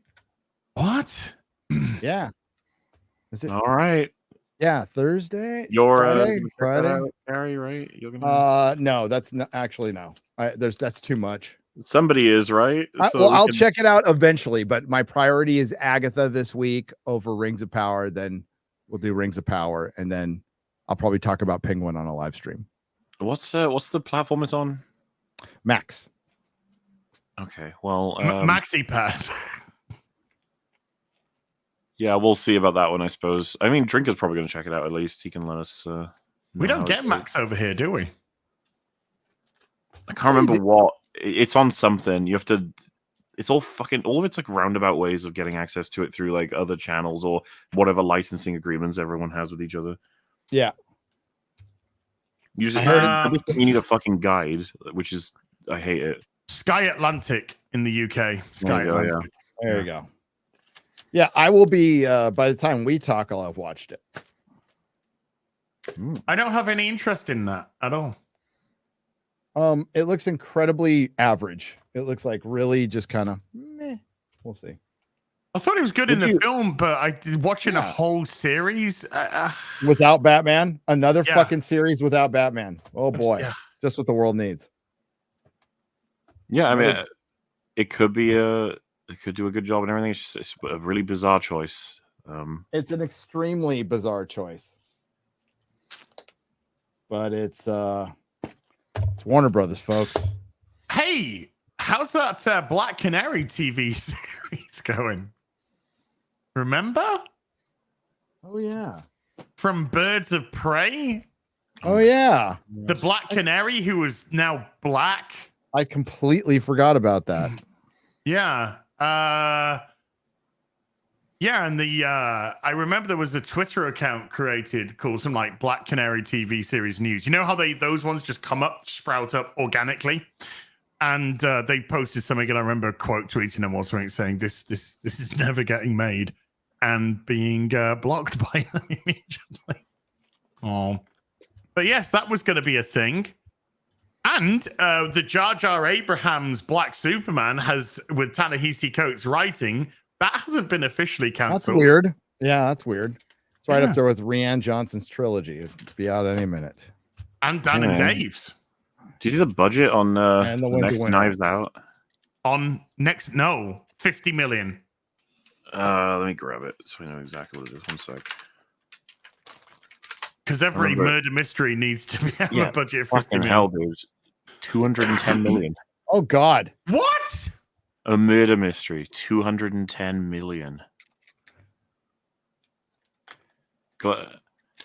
So, yeah, both Knives Out and its sequel, Glass Onion and Knives Out Mystery, reportedly each cost 40 million. Allegedly, the third film in writer-director Rian Johnson's murder mystery series has a whopping 210 million budget. Why? Okay, let's play a game. We've all seen the Gentleman movie here, correct? Yep. Oh yeah. Great film. Great film.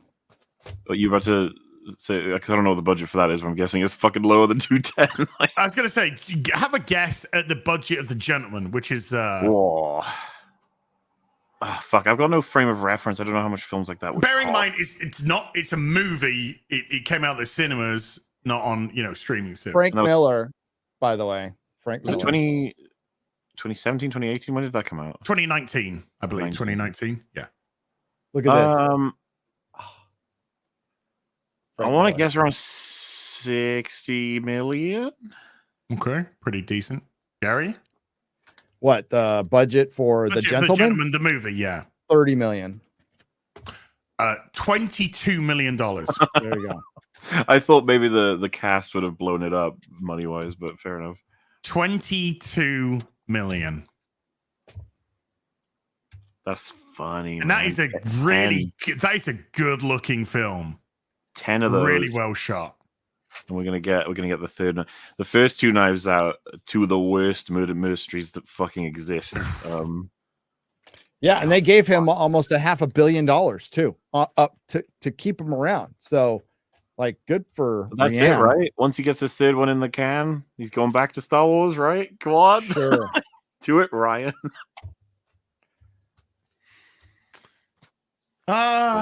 He's happy. He's happy. Right. Let's get into some super duperies, chatty poos. Now that we've sufficiently depressed ourselves about the current state of modern entertainment. Holy bajobies. Let's just get to the start. Nearsighted Cyclops with a 12-month membership says, a year of membership, time to reflect on the virtues of microwave. Get him out of here. Get him, mods. David P with 28 months says, since all of you control Disney, can anyone name a single piece of advice you've given that Disney has implemented? No. No, because we didn't tell him to cancel the Acolyte. I actually said quite the opposite. Yeah, we said renew it, please. Okay, I get, because I kind of find this interesting. It's like, is there anything, like, gun to my head, is there anything I could claim that Disney actually implemented that we wanted them to in the entire course of all of this? Like, I said make Agatha as gay as you can. And voila. Rise of Skywalker retconned a couple of things. I don't know that there were things that we wanted, though. As in, first of all, Rey's, granddaughter, father is Palpatine. Like, none of us gave a shit about that. Rey's been training now. Do you remember the film opens with her? She's training. It's like, see, she's training. It's like, that's great, man. And then you have the famous somehow Palpatine. Like, did we want Palpatine back? It's like, no. And then that shot is a 1 in a million about the hyperspace kamikaze. So making it so the hyperspace kamikaze is not something you can just do. That's almost. But it made the hyperspace kamikaze look like she was trying to escape.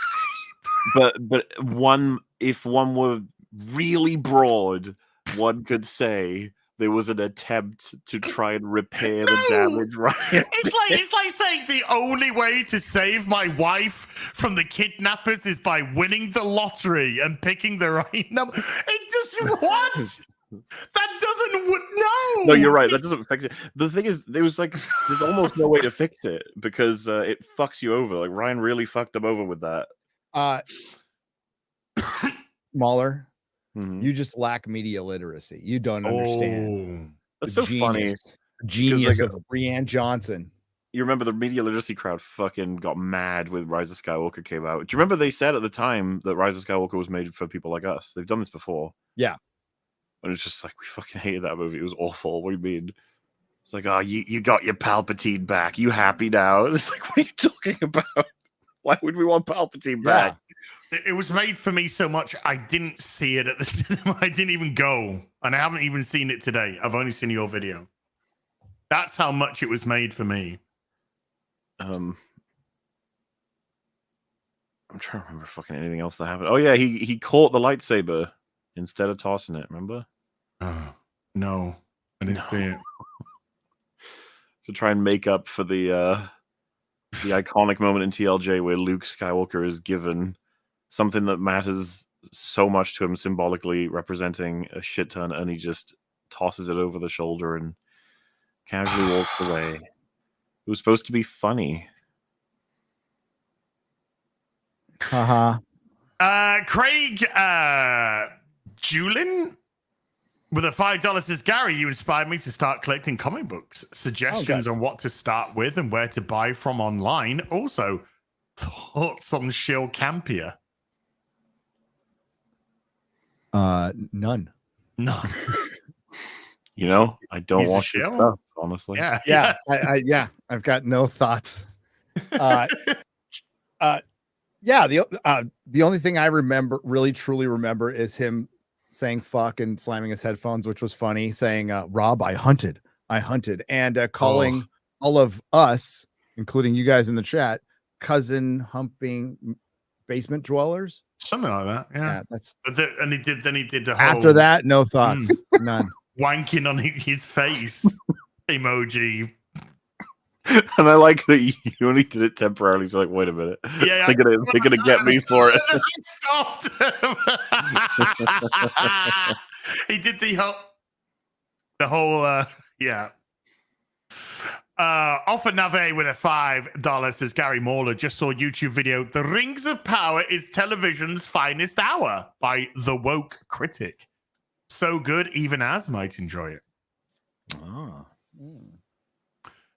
Woke Troll with a $5 says it was agony all along. You can use that for that's free. good. Thank you. Yep. Yeah. I think that is the title of the first episode review. That you're not going to do.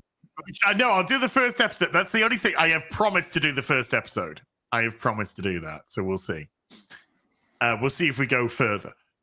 Piston with a €6 says, Mauler, are you still looking for a game to stream in a spooky month? May I recommend Spooky's Jump Scare Mansion HD renovation? It's roughly 4 hours. I guess I am kind of still looking for a game. I don't know how I'm going to settle on what one to pick, but I don't know about Spooky Jump Scare Mansion HD renovation. That doesn't sound, you know, I could be picky, I guess. Oh. TVG Monster with a $10 says Pro X and X-Men's goal is for peace and equality between humans and mutants, but it never happens.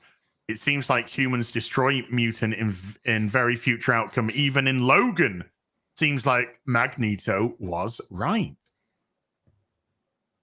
That's one perspective. What was it in Logan? He cured the Doctor. Cured it. The Doctor found a way to do. He did something because like all the mutants got wiped out in that future as well, but it wasn't because of Sentinels. It was something else. Yeah. And Logan, I've only seen it twice. Monkeypox. I've seen it once. I can't remember. MJ UK 84 with a £10 says first time in Wales, toured Cardiff Castle, spent time with the sheep. Take that for what you like. Ooh. They knew Mauler well, dirty bugger. Watched FNT at 9 p.m. Friday as that's not late. Don't be such a bitch. Hi, Gary. Love you, boyos. Thank you. Beautiful. Grand Wazoo 42 gifting 10 memberships to the stream. Grand Razoo, thank you. Zachariah Nunez with a $10 says, I demand a recount. Gary and Gary are not here. There is only Gary and no one likes him. Oh, yes, we love him. We love Gary. My dog likes me. No. Syndex with a $2 said, the wizard is never late, but Gary is all the time. Oh. Noons gifting 50 memberships to the stream. Noons, thank you so much, my Arabic princess. Pyromorpheus or something with a $5 membership says, is the next Marvel team up going to be Agatha All Along and Riri Ironheart, the most cringe and headache-inducing duo of all time? I'm hearing a rumor that Mephisto is going to be an Ironheart. What a waste. You think? Yeah. Purple Ties with a $2 says, I think EFAP should look into you, boy, Zach. Hiking Fëanor Alpha Chad of Middle Earth with a $5 says, good morning, fellas. Your daily Tolkien lore is that is in Gary's DMs. It's about Shelob's mother. thought Mauler and ads would find it cool as well. Cheers. Ooh, there you go. Well, Saw that. Thanks. Well, Hi, King Fanor. Yeah. wait, what was happening? I just real quick. Because I was curious. Apparently, it was genetically modified plants and food supplies that were all changed by Transigen, the company. Yeah. So, That Richard a lot of E. people- Grant was doing. and then the yeah. X-Men broadly, I think, were wiped out by Charles in an I was accident. not vaping chat that time. I was actually looking at a Catherine Hahn quote from Variety that Disbrew just quoted about a second season of Agatha Hall. Uh-huh. That's all I was doing. And it is? Oh, I didn't. It was hard for me to hear it because you were talking. So hang on. You want me to put it up there? Oh. Just Hang tell us. Just tell us. Oh, I didn't hear it all. I don't know. They said something. Okay. They said something gay at the end. I know they did. Did they say it'd be fucking Well, let's gay just if we see get it. Let's just fucking see it. Okay, all right, bring it up All then. right. Bring it up. Bring it up. Thanks, High King Fanor. Hail, brother. Bring it up. Bring it up. Hail, brother. I'm gonna bring it up. I'm gonna bring it up. I'm gonna bring it up. Tell me when you're ready. I'm ready. The second season, who would you love to be in it? Well, there definitely will not be, but Boom. I mean, there are so many amazing humans. I feel like I would want Lapone versus up against anybody, and there are so many people in the Marvel universe already, which I think would be very fun. Someone who's not. If the in okay, the Marvel universe, yeah. okay, I think it would be, God, Owen and Madonna. how fabulous was that? There's nobody Who could do that? that does What? it. What the fuck is this guy? Has he been on fucking the? Has he been on the fucking booger sugar? Legendary. How fabulous was that? Hang on. There's nobody Who could do that? that does it better. And the gays still love Patty. Well, because she's legendary. She's incredible. I just saw her on Broadway, and she's ridiculous. He's on that. He's on something, isn't he? He's on something. Oh, He, they're he all, has to mention Well- gays once per minute, otherwise he's going to short circuit and just. I fall over know. like he's. This isn't speculation, by the way. They're all on something. They're all on something. They're all on prescribed. He's Like he's like they- an MDNA or something. He's no, they've got their own personal doctors who prescribe them whatever the fuck they want. Probably Adderall will be the least damaging, which is still they need some damaging. fucking Vicodin. That's what they need. No, they're all on that. Well, no, they've moved past Vicodin because there's acetaminophen and Vicodin, which really fucks up your liver. Your liver, Liver. your liver and the leather. Yeah, they're all on something. Slither in the leather. These Americans. Ketamine. pronunciation. Yeah, all that shit. King Vindaloo with a 20 Mexicans says, saludos from Mexico. Keep it up, guys. Saludos. Saludos. Grandoiseau with a €1 super sticker. Hot dog. Jay Nemo with a 18 months says, another great movie, but SBC's The Dictator actually goes after wokeness and intersectional feminism really well. I never saw The Dictator. That's what I missed. I've seen clips from it though. I've never seen it either. But his stuff used to be funny, and now Borat is legendary. It's yeah. so fucking funny. Did you used to watch it when it was on the TV show, and that before he even got to The the Ali movie G stage. show or before that? yeah, the Ali Yeah, G the Ali show. G Yeah. yeah, I remember the Ali G show. Fuck, that was some funny shit. Yeah, Man. it was. Charles Dance's greatest role. Rich Uncle Cheapskate with a $2 nice. Oh my god! God, I hope so. Look at that fucking image. I know.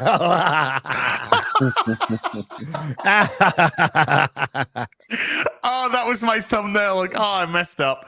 Gary will be late for his own funeral. Facts. That's the plan. Albert Nada Retero with a 5 Canadian says, okay, I don't care what anybody says. Pretty Baby should never have been made. I saw 5 minutes of it as an adult and it still haunts me. Pretty Baby. I haven't seen Pretty Baby. Pretty Baby? No idea what that is. Not sure. No idea what that is. Anybody know what Pretty? Maybe we shouldn't ask. Maybe we shouldn't ask. Yeah. Yeah. MJ UK 84 with a £10 says I watched Empire Strikes Back in the cinema last night. I had a boner for 2 hours. It's the most cohesive of the only 6 films. Set Nerd in question. Set in 1917, focuses on a 12-year-old girl being raised in a brothel in New Orleans, in the red light district, by her prostitute mother. It's odd that I've never had the Brooke Shields. inclination It's a to Brooke watch Shields movie. Came out in I just haven't come 1978. across it, you know. Came out in 1978. Can't imagine why I missed that one when I was 8 years old. that. Yeah, or when I was like Disney, 1. somebody said Disney movie in the chat. Yeah. It's a Disney movie. There's a ride coming to Disney World next year. Is it called Brookshire? Question: what is the best order to watch the 6 films for story? OG, then the prequel, where you watch you watch Star Wars, Empire Strikes Back, Return of the Jedi, and then it ends. Dun, dun, dun, dun, dun, dun. Are they asking just for general rewatches or for the first time? Because I still think you should stick to OT then prequels. They were kind of built that way. Yep. Like that's why it's called a prequel. Yeah. Watch them in order of release. Mm-hmm. And then for rewatch, I mean, dealer's choice, right? You could take a couple of different roads. I know that there's you guys probably heard of it. I can't remember what the name of it is. Someone in chat will have it, but it's where you do like 1, 2, 4, 5, 6, 3 or something. There's something like different order, or 4, 1, 2, 5. There's something to do with it. I can't remember what the logic is, but there's a reason. I understand that. I mean, like when because Winds of Winter's never coming out. I've reread those fucking books in so many different orders. I've reread them by character chapter at this point. So like I did all the Tyrians and then I went on. I understand. Oh yeah, I think it's 4, 5, 1, 2, 3, 6, as someone said. And the point of it is you get the reveal at the end of Empire, and then you go back, and you see how it all happened, like why he was Anakin, how blah blah blah, and then you come back to Return of the Jedi. Which there's there's a thing to that, I suppose. I'm just happy to go 4, 5, 6, 1, 2, 3. Yeah. There ain't no 7, 8, 9. It's fine. No idea what you're talking about. Quadrina VR has been a member for 13. Thank you, Andre CR, with a 5,000 CRCs.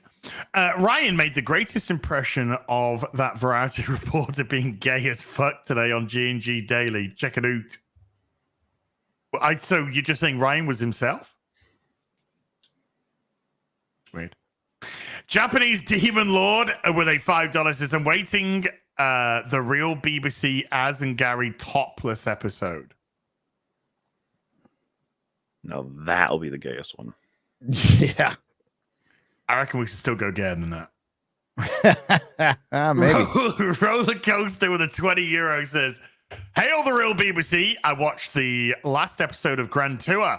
It was awesome. I was sad at the end until Amazon decided to autoplay the Rings of Power in the credits. Ew. Caught it at 2 seconds, but I bet it counts as a view. Yes. Fuck them hoes. Ooh, that's interesting. As much as it probably can, and as much as they can probably project it to be that, they still know the truth, right? Yes. They still know the show is not being fucking watched, celebrated, or shared, or memed. They know all of that. And so they, the result is we'll still see the result. Yeah. What have we said all along? Since it was Agatha. Day one.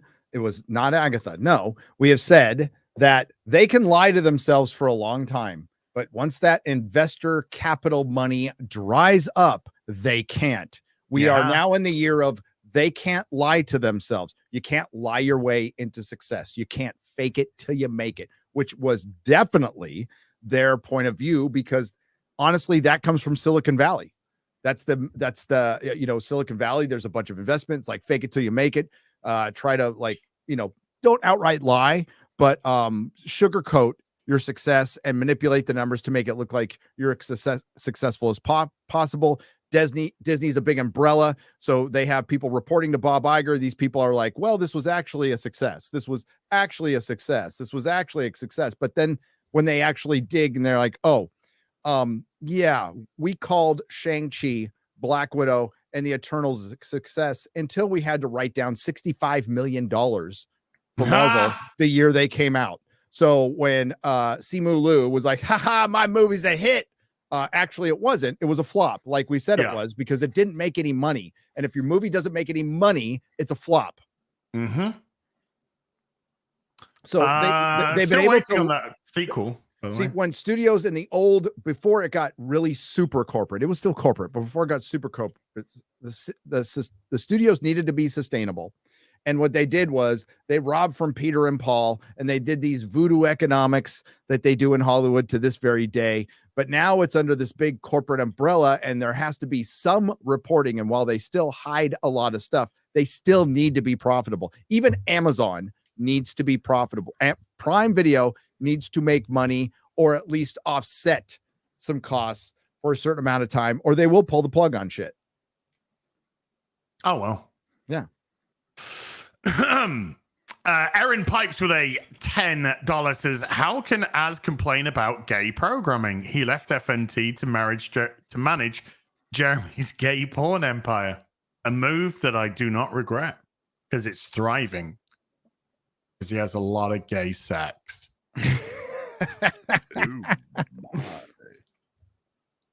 Jeremy, a homosexual man. Jeremy, a homosexual man. Jeremy equals homosexual man. Yes. Adrian Nazaruk has been a member for 25. Thank you, sir. And then we had the question from Noons that we went through. Thank you again, Noons. Succulent Juice with the $5 is off to work early, so I get to see the BBC live for once. Thanks for the entertainment, guys. Oh, and thank you, Mauler. I found everyone because of EFAP. Cheers. Thank you. Thanks, Mauler. No problem. Thank you, Mauler. Enoch Mamon with the $5 says the Variety reporter sounds like a gay Louis Armstrong. Oh, what a homosexual man. You should. I think he had a cold on the red carpet for Eternals. You should hear it because he really sound like this. It was yeah. Andrew Matthews has been a member for 12. Vision of many colors. Mm-hmm. Philip H has been a member for 11. Thank you. Grimnack has been a member for 26. Thank you. And Kipper has been a member for 49 months. Smoke me a Kipper. Grimnack with a $5 says, in fairness, they are the original definition of the word weird and abnormal. Cheers, gents. Well, yeah, I mean, certain words have been in itself usurped. Jack2882, the $5 says, a friend of mine thinks Agatha could lead to some sort of Midnight Suns stuff. How delusional is he? Hail the real BBC. Fucking Love y'all. Yeah. Delusional. Midnight Suns. You spelt suns wrong, remember? It's supposed to be SUNs because patriarchy. That's so retarded, dude. That is so fucking retarded. You oh my God. Oh, that's so retarded. I can't even. Yeetman Skeetman with a $10 says, have any of you ever watched or reviewed The Expanse? Yes. That's the show that has plenty of strong women and LGBT in it. And yet it's phenomenal. Azvalarada is to this day my favorite woman. Avasarala. Yeah, that's what I said. That's exactly what I said. Azvalarada Papa is to this day my favorite woman in any TV show. Yes, when it came out many, many years ago, I did review it on my channel. They're still there. John Thomas with a $10 says Jensen fired the entire slate of woke authors for their writers symposium. Also, some British YouTube tool thinks Logan's Run needs a remake. He got mad at people in the comment section. Logan's Run doesn't need it. I mean, no, there's some things that just wouldn't work. They're of their time. They're of their time. And Logan's Run had a girl running around half naked half the time, and that's why most people watched it. Well, Jenny, I mean, there's a point. There is no sanctuary. Jenny had to just takes a kid off to put something else on. I mean, that's what Jenny Agutter used to do in the day. Just get a kid off out of nowhere for no reason. Well, she had a rocking body. bod. Yeah, she had a rocking bod. So you're saying you don't want a remake? No. Well, they wouldn't do that. It would be like, let's just say Total Recall, if they were to remake Total Recall, which they totally didn't do, because that would be retarded. Imagine that. Yeah, that's crazy. That's as dumb as remaking RoboCop. They'd never do that. Don't be silly, Gary. Dude, those ones, they're like a different era, the Total Recall RoboCop. Do you remember The Thing, 2011? Yes. Oh, God. They feel like a whole different selection where it was just incompetent people trying to modernize it, but not in the way that things get modernized now. I don't even know how to describe it. But those kinds of things, because that fucking sanitized, not modernized. Sanitized. It's just what you're trying to say is it wasn't as bad. It was super average and boring and not good, but it wasn't as bad and cringe as now. It was like really tacky and lame. Yeah, how it was felt like then. normal bad. Yeah, normal bad. I long for the days of normal bad. I do. And like it all, yeah, and it often feels like it's a friend of yours that really loves it, but probably shouldn't have been. You know what was fun about Madam Web is it was kind of normal bad. It was just a really badly written, badly horrible concept, concept, horribly executed. Okay, it was just normal bad, and that's what was fun about it. The concept of Logan's Run is great, but there's just watch the film. Hashtag bring back normal bad. Yeah, bring back normal bad. I mean, it's fun. And tits. And tits. Bring tits back. Honestly, bring back tits. Seriously. And I ain't even fucking joking. Absolutely. Kipper with a 10 pound. That's why I think there's that's why people are so pissed. Not getting their fucking women love tits as well. They're not getting their titties in the movies anymore. Well, yeah. I predict tits are going to make a big comeback on women. Just to be clarify there. Come where? Anyway, Kipper with a 10 pounds says, lost to my partner at the start of June. Thanks, Asmauler, Gary, and everyone else. You've helped take my mind off things and make this summer a lot more bearable. Keep it up, guys. Kipper, I'm so sorry, dude. Sorry, buddy. Yeah, sorry about that. All the best to you, bud. Darth Yeager's been a member for 5 months. The Blacklist was a great show when that started, by the way. That was a fucking great show. Zed with 100 checks says, I'm doing this gay thing wrong. I don't give a fuck about this shit. Earlier today, I couldn't wait to watch Rohirrim charge sequence. And yes, that made me emotional. P.S. Alien Romulus is offensive. He's not wrong on both counts. Right? Yeah. I agree. A lot of people disagree. My most disliked video in many a moon. I think it was like 87%. Normally everybody gets like 96 to 98, right? Might dip down to 95 once in a while. Mine was at 87% likes to dislikes on that. Dude, a lot of people liked it. For it to come out so similar timing to Dark Fate. Sorry, not Dark Fate. Tuna is Zero. Because the reason I'm about to say Dark Fate is that I feel like the same reason that gets praised, the same reason Romulus does, is that the bar was in hell for both of those. Yeah. So it didn't totally suck. Yeah. Okay. We can agree on that. I'll be right back, guys. Refund with a £5 says the reason she said yes immediately is because it's the first rule of improv: never say no. Oh. Coincidentally, Harvey had. No. Moving on. Erin Pipes with $10 says, but Gary, you are forgetting that today's gift bag for the modern audience contains personal love toys and memory cards with adult rated outtakes. Philip H with a €6 says, I have a She-Hulk feeling about that show. They would tell us after the show that they planned it all along. Yeah, we did it on purpose. We made it gay, ultra gay on purpose because we knew people would be bigoted. And I think She-Hulk was very special. I'm not sure we're going to be getting that kind of thing again. I wonder if this will be really boring or not. I'm curious what we're going to be getting for this one. Alan Ang says it's really boring. That's his current thing. It's really boring. She-Hulk was an unbelievably special kind of fucking retarded. Mm-hmm. And I would say it's difficult to recapture that. But then you look at the video games like Dustborn and Concord and shit like that, and they're doing it better than we could ever mock them. There's some great. I posted on my Instagram story over the last couple of days. Some great.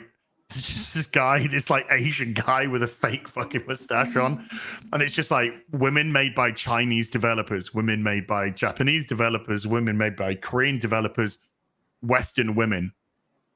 And needless to say, the expression slightly changes when it gets to Western women.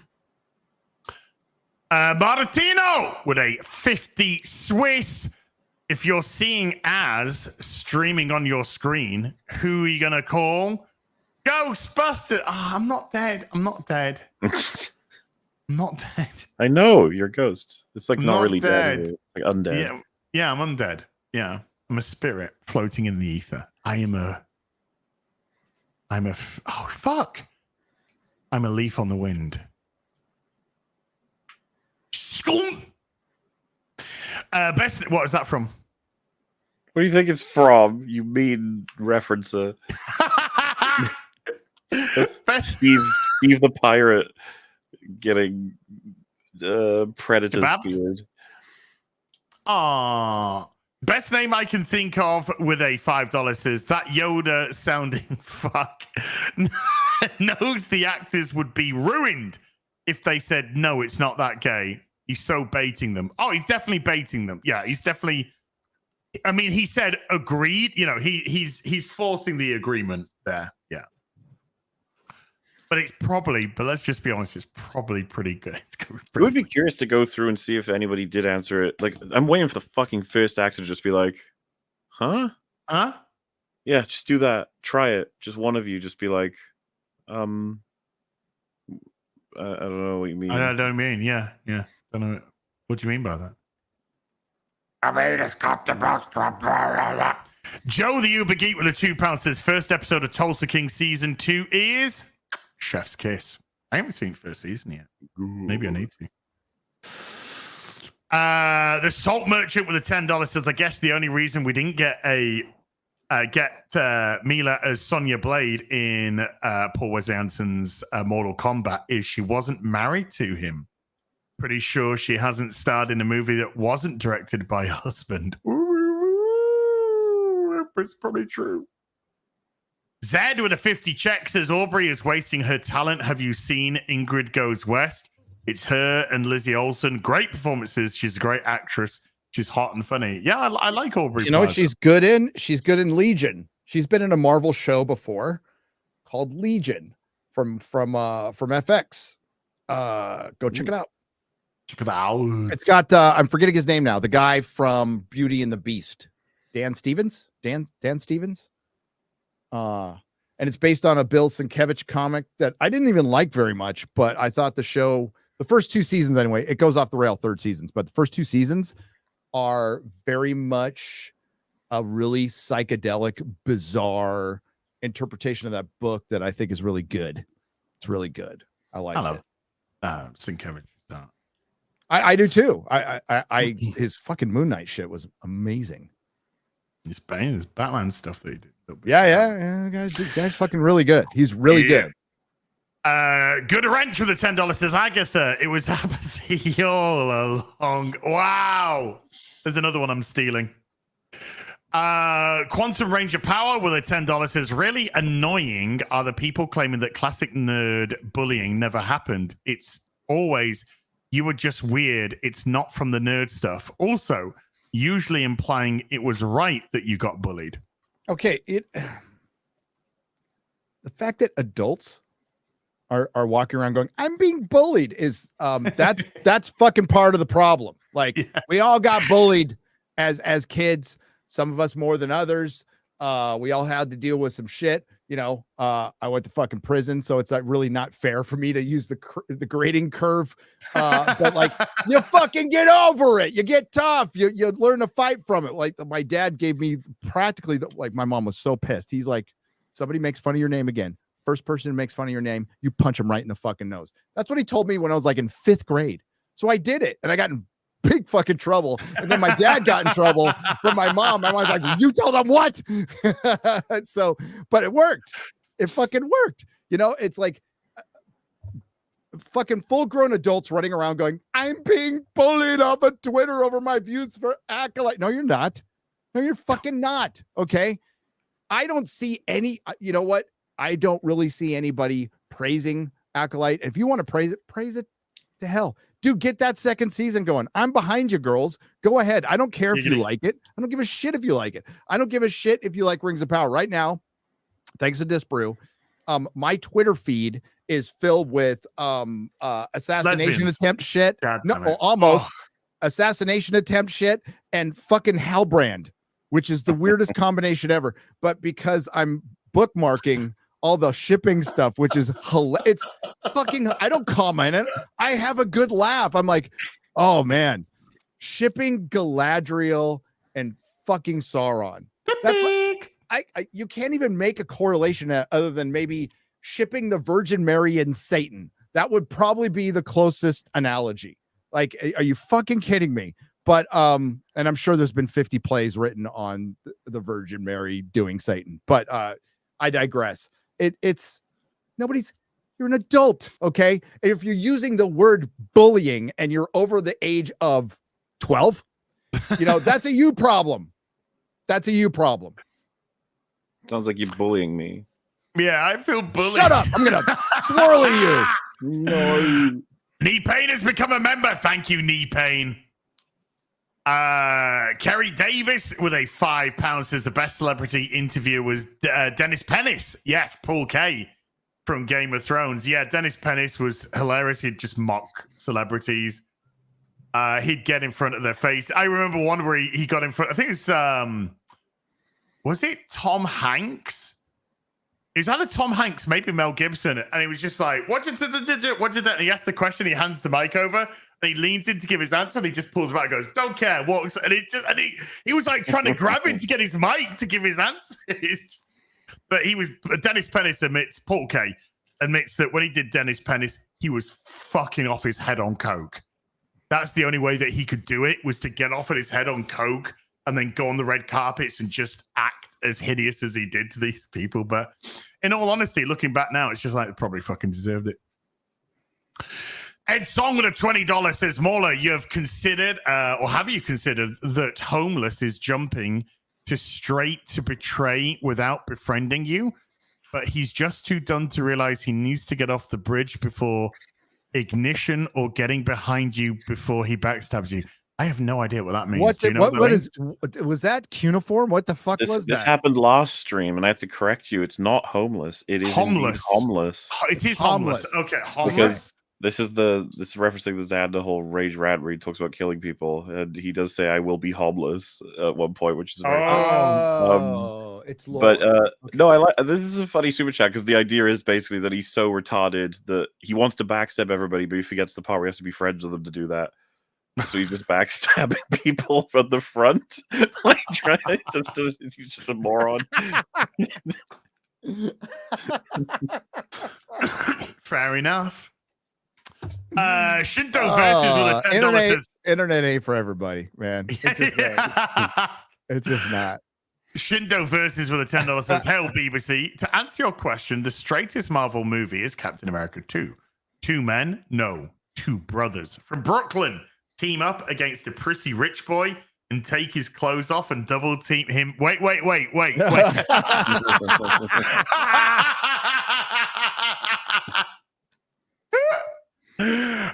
Lima. Iron Man 1 is the straightest Marvel movie. That's Cap 3, by the way, not Cap 2. That's Cap 3. Civil War. That's true, yeah. They take, Captain 2, yeah. They all lose a bit of their clothing, to be honest with you. Get into a scrap and 2 guys double team one guy and involves a lot of clothes getting ends up kind of like a 3-way. Just the Eiffel Tower him at one point, I think. I don't know. Oh god. Carlos Lima with a $5 says, we just found out Grandpa is now addicted to Viagra. Nobody's taking it harder than Grandpa.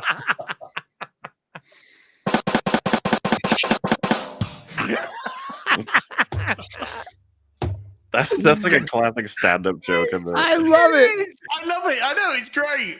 It's all never gonna find out not funny. Aaron Pipes with a $5 says Mauler hates Wolverine and Deadpool because he finally bent the knee and embraced being the modern audience. Oh, okay. I don't Modern think audience so. doesn't exist. There is The modern audience doesn't exist. You're right. Exactly. That is truth. Chris from Michigan with a $5 says, why do they make things for the modern audience, which doesn't exist, as we just established, when not even the modern audience, because it doesn't exist, shows up to watch by? The reason why they don't show up is because they don't exist. Because they #silver is real money. I'll keep it quick because they lied to themselves for many years, thinking that they do exist and this is the way to go. And that lying came from policies that were allowed to infiltrate these corporations due to risk aversion, including DEI, which are now being shown the door because they're not profitable. So they were told they were going to be profitable. They were offered a lot of money to do this initially. And then when it came down to this point, it had to actually make money. It didn't. Because there wasn't enough people because it didn't exist. But it's what happens when you lie to yourself for too long. It's not really good for business. By the way, I do like the #silver is real money. Is it? The Grand Tour. They got bags of it. Yeah. God, that was good, dude. It was a wonderful episode. Sworax with 140 Zargons says, really, the biggest big brain move to make something for a tiny percentage of the population, gaslight the rest of the population, and then blame them when it inevitably fails. Modern audience hurts itself in its confusion. Correct. Well, yeah. I mean, that's the thing is you have so many phonies here trying to follow I wish I didn't have to bring it up all the time, but it's there. It's prevalent through all the scripts. It's the DEI coordination. Now, is it a department actually putting notes on scripts? In some cases, yes. In some cases, it's the writers policing themselves because that department is there, or they just believe it. There's a lot of things that can be true all at once, but it's the impetus of like why a lot of this is failing because, why was The Last Jedi such a shot across the bow? Why was it so impactful? It wasn't because of Finn or fucking Rey or anything else. It was the treatment of Luke Skywalker. We're like, why would you do that? That's not even a smart storytelling decision. It's not a smart business decision. Like Luke Skywalker sells a lot of action figures. And if you canonically kill a character outside of Obi-Wan Kenobi, that's going to kill the sales. Same with Han Solo. And that's exactly what happened. Like you don't kill these characters. You have them right off into the sunset or something. You can sunset them, but you don't kill them. You don't kill them. So yeah, that's the impetus is like, well, we can't have Luke Skywalker outshine our new female Luke Skywalker. Well, and he represents a problem. Remember what they said about Doctor Who? That like we need to fix the problem of I'm paraphrasing. We need to fix the problem of Doctor Who's white patriarchal past. A problem that didn't exist, that only exists in some academic fuckhead. Dude, I gotta fact check this, but in Am I Racist? One of the women he talks to has a PhD in retardation. Well, pretty close. Sustainability. Oh, but then when he interviews her, this woman has a PhD. She's fucking retarded. She is legit like not very smart, but she has a PhD. That's the world we live in. But that's what caused a lot of it. So yeah, here we are. I guess that wasn't that short of an answer. Sorry. Zan Zoltan with a 2,000 Argentinian pesos, so it's actually £1.76 or something. Hey lads, here's my £1.88 to add to your pool. It's enough to get a BJ from Dan Vasc. And change. And a cup of tea afterwards. And change.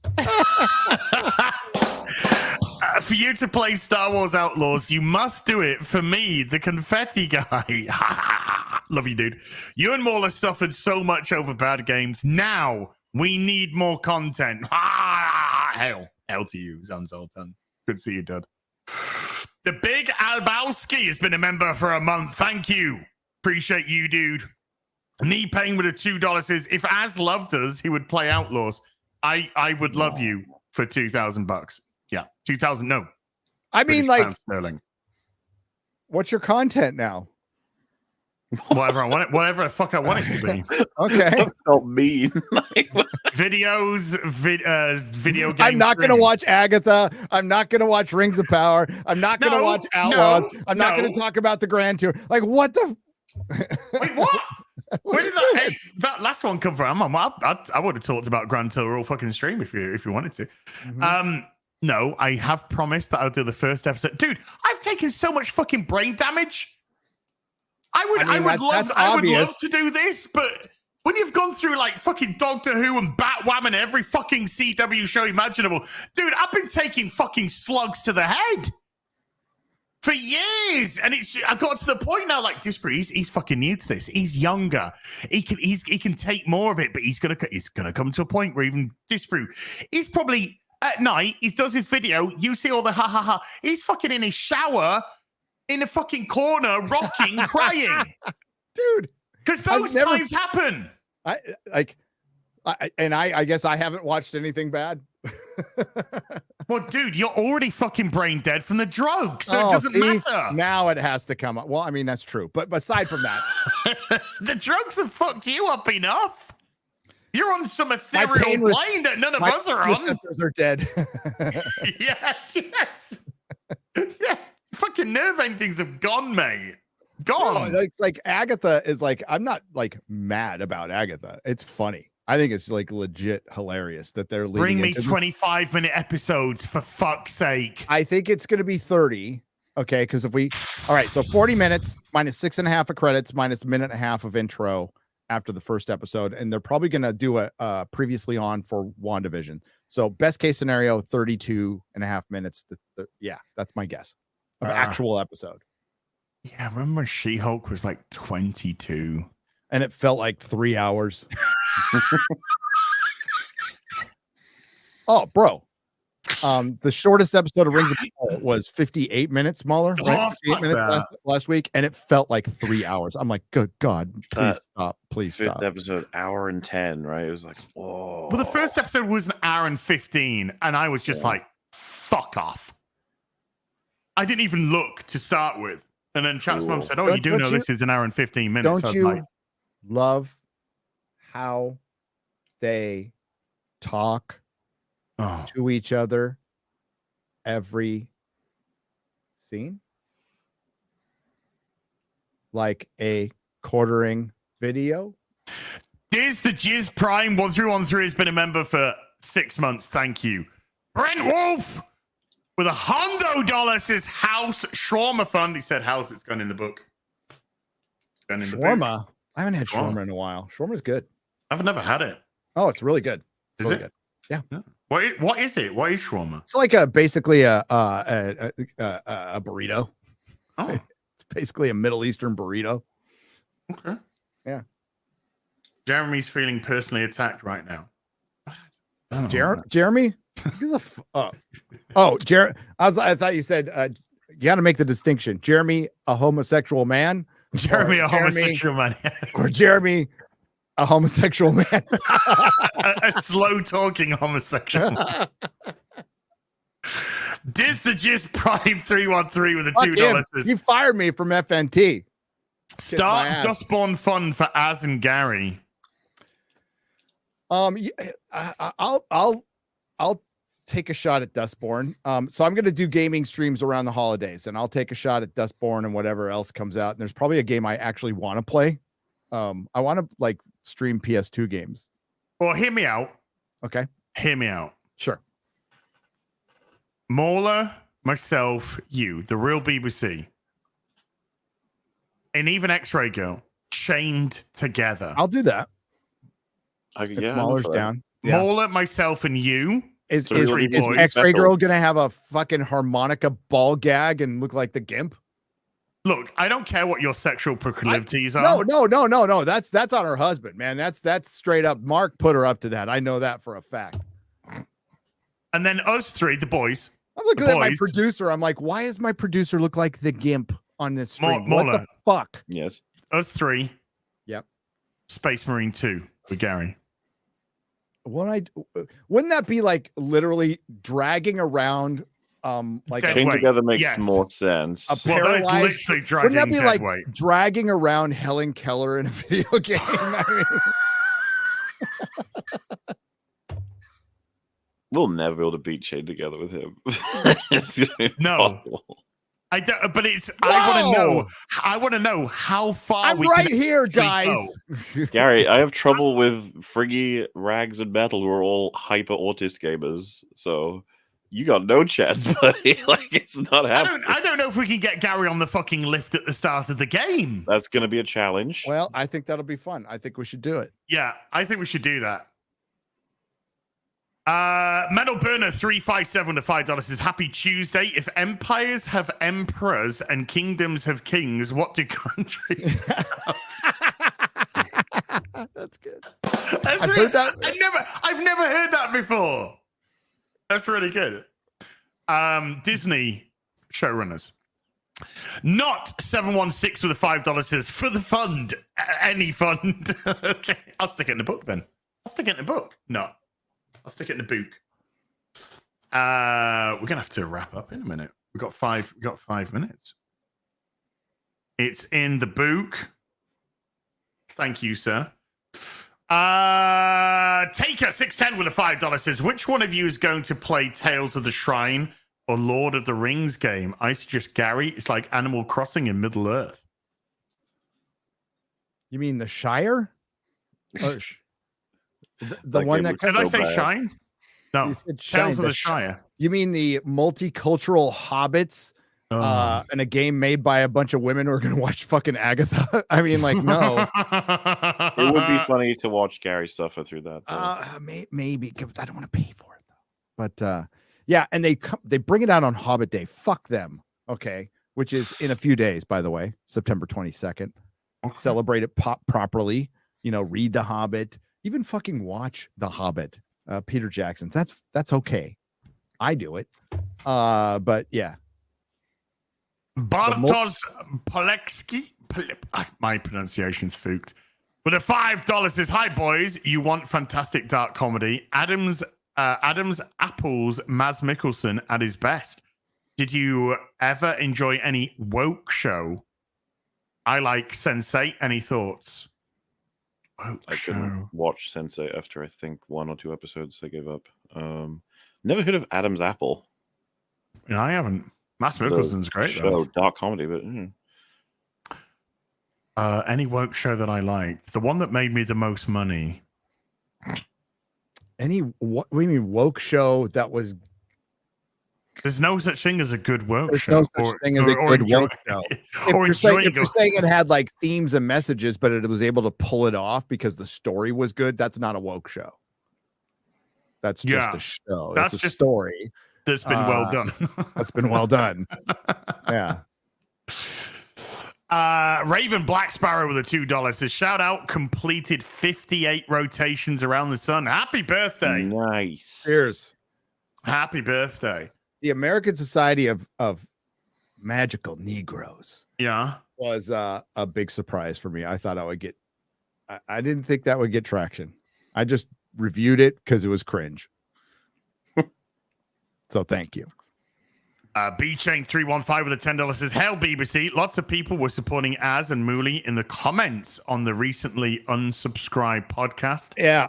Unsub Guys are great. They're great. absolutely great. I love them. Okay. Akmam, not so much. Love you guys. Hail the fellowship. Yeah, they can talk to anybody. I mean, even fucking idiots. So that's cool. They talk to me. They talk to you. Yeah, Eli's. They're all cool. They're all very cool people. Oh, Go geez. subscribe to Unsubscribe Podcast. They put on some really good stuff. Jay Koto 345 for the membership for 25 months. Thank you. M8566 for the $2 says Mauler Dangerous Longman. MDL. True. Okay. Iron Bean with a £5 says Gary and Az and Moobers talk about video games gives me the same vibes as Keem when Voogie starts talking about his health.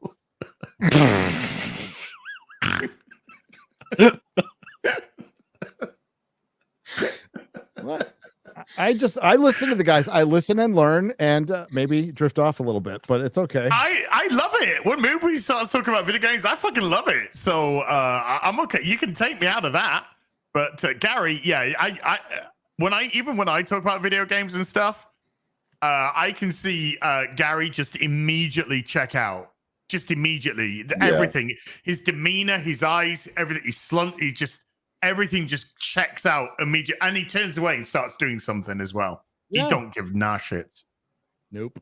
Honey Badger don't give a fuck. What do you think would be your number one example of? And by the way, this applies to all of us with everything, so don't take this as a criticism, Gary. But what do you think would be the main? Totally take it as a criticism now.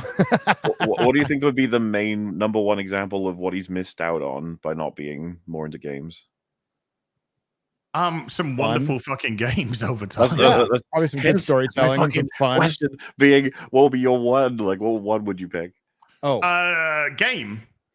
Yeah, what would you say is like, it's a real fucking pity that he's missed out on this in particular? Best. I mean, my favorite game of what? It depends what genre, because it differs on genre. Because I think Gary, just from a Gary perspective, trying to put myself in Gary's shoes, I would say that narratively, Gary's missing out on things like Batman: Arkham Asylum. Because it blends both the worlds of comics and video gaming, storytelling, plus gameplay, and it's just so creatively puts it together. So I think it would enhance Gary's love of the stuff that he absolutely adores. Yeah, good story. For me, I'd pick Soma.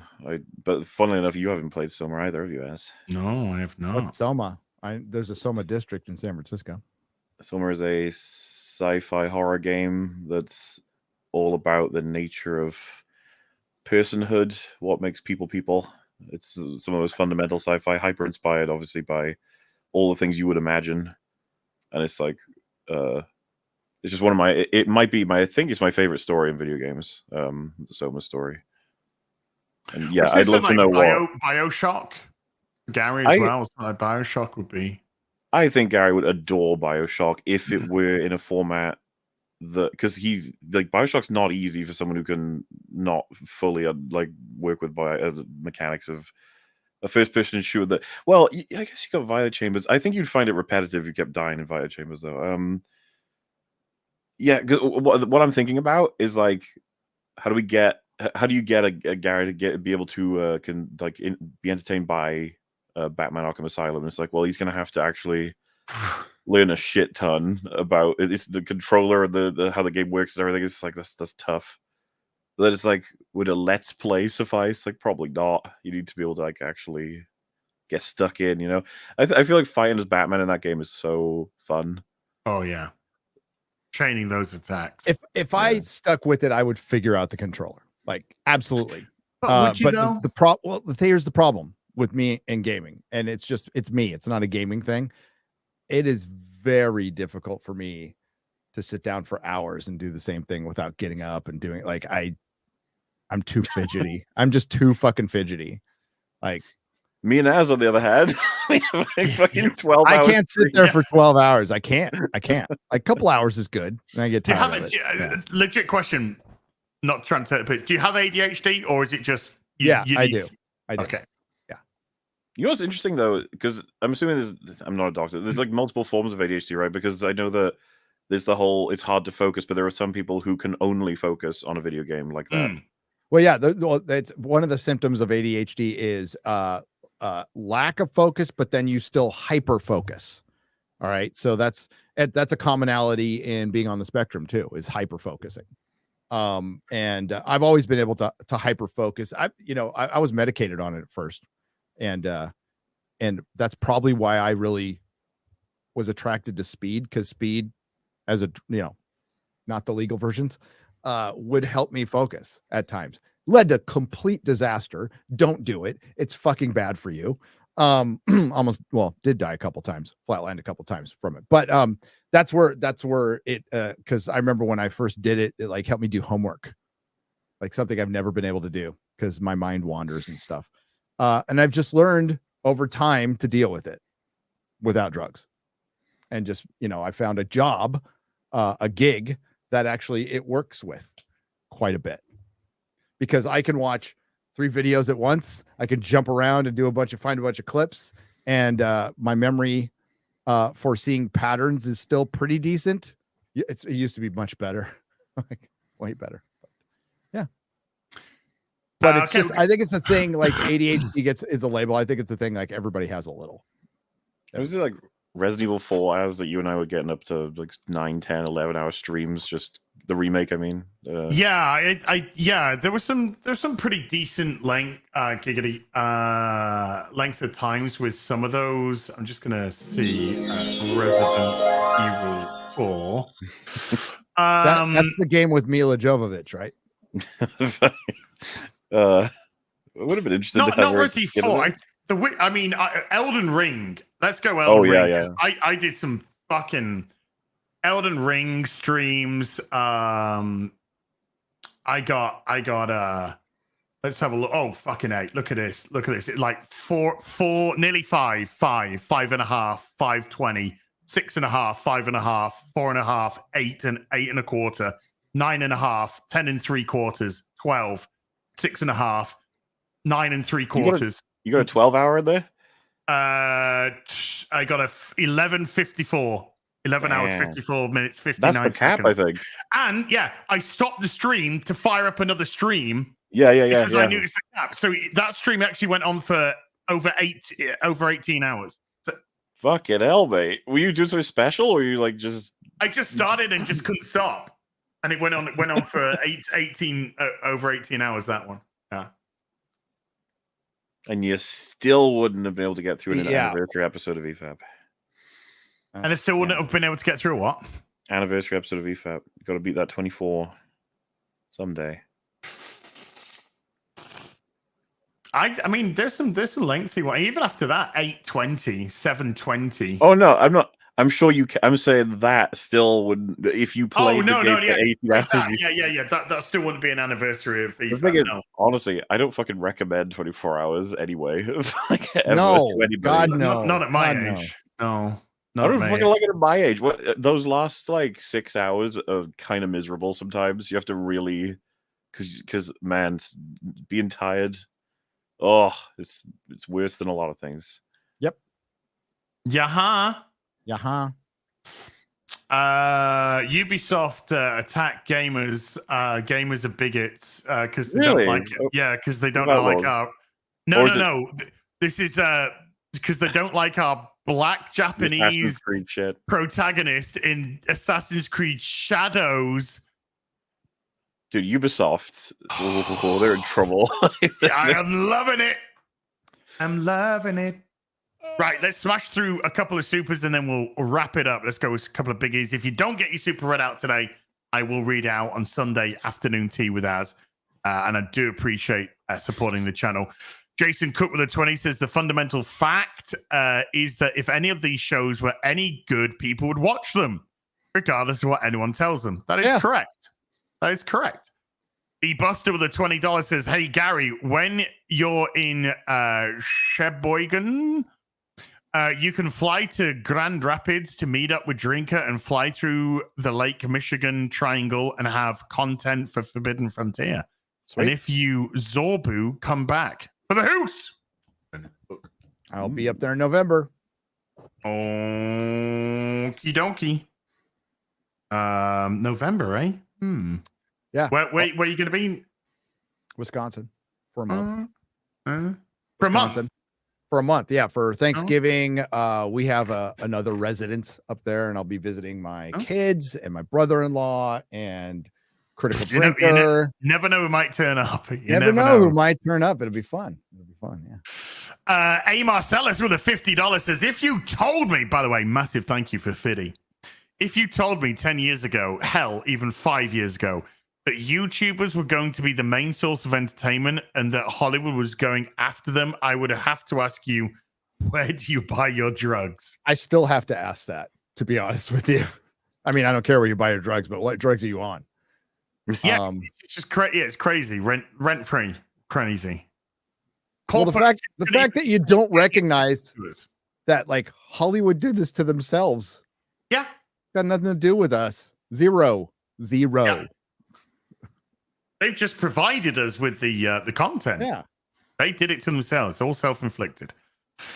D Breezy with a $20 says for the demonetization. I'm about an hour behind. Still disappointed about no GT watch party, but found a bunch of TG specials on Pluto for free.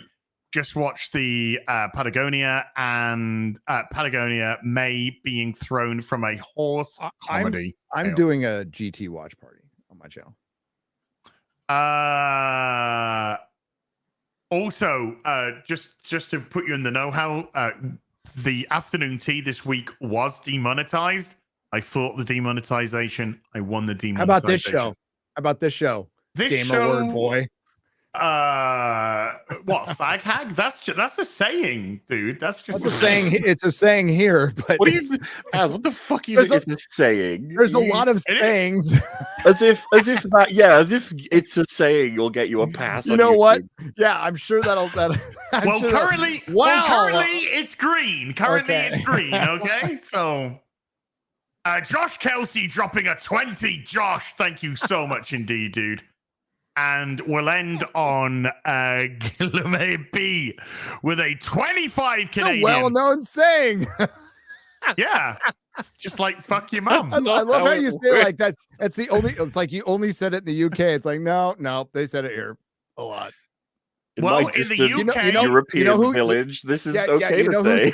You know who said it a lot? Hairdressers in San Francisco said it a lot. Okay. Do you know who says it a lot? You. Me. Look, just cigarette, slang for cigarette. Don't know what we're talking about. There's game movie edit online that cut out pointless gameplay sections and stick to the story. Plenty of games I'd love to hear Gary's opinion on, like Arkham or Guardians of the Galaxy. Guardians of the Galaxy, yeah. Decent second monitor viewing while working. Well, you know what? I have both of those games on my Steam. Just haven't played them yet. There you go. Well, I like the idea of playing them. I feel like with Arkham, though, like, do you think you'd probably want him playing it? You would want him watching it? Yeah. Half the point of Arkham is that you feel like Batman. Yeah. As opposed to watch Batman, you feel like Batman. Batman wish fulfillment for sure. And then you get City and you're like, ha. So best superhero game ever made? It's Batman definitely Arkham. Up there. It's fucking brilliant. What would be close? Arkham City. What would be close? What's what do you like? Are we talking any game that you play as a superhero? Or yeah. Well, because you got stuff you does like prototype and stuff like that count or no? Adaptation or adaptation, whatever it is. Oh, adaptation. So it's got to be a known property then. Yeah. I mean, Spider-Man on the PlayStation 1 is always highly regarded. The Spider-Man 2 PS2, is it? PS2 with that. I played that. That was fun. That was lots of fun. Super highly rated, that one. Yeah. I think Arkham Asylum is the best superhero video game ever made. I'd probably pick Arkham Asylum myself as well. On replay, I think I ended up going with that one over City as well. I love City, but I don't know what it is about Asylum. It's so fucking it's the setting to have it fully in Arkham Asylum and the claustrophobia I really kind of liked. Yeah.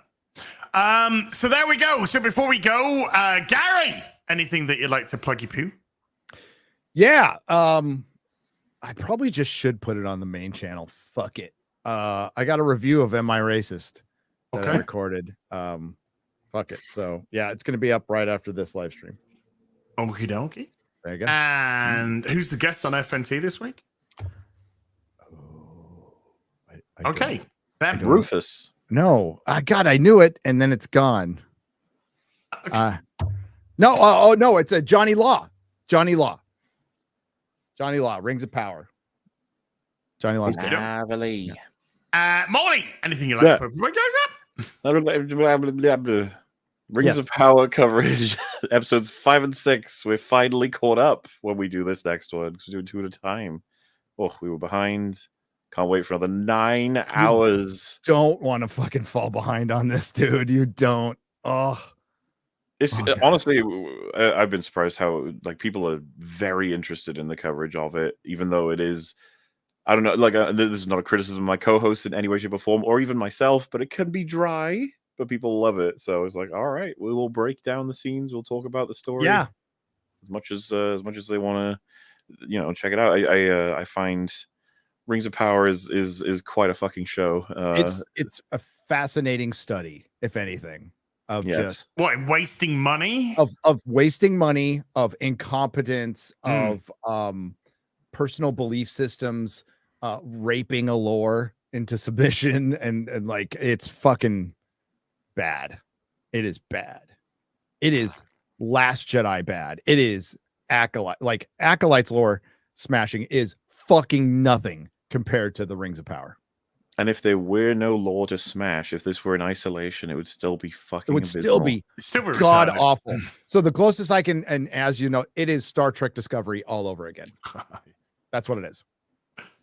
And we know what happened there. We know what happened there. Got 5 seasons and nobody even realized the 5th season came out. Well, I don't think they realized anything happened really after season 1, to be perfectly honest. Well, remember during season 2, people were going, "It's getting a little better. We like Pike."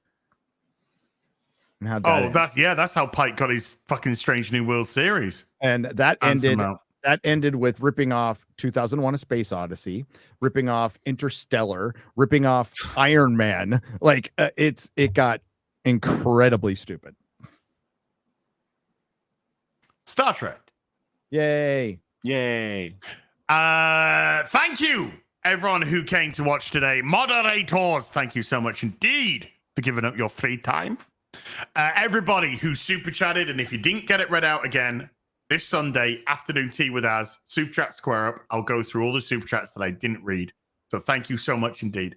So everyone who super chatted, remembered, gifted memberships.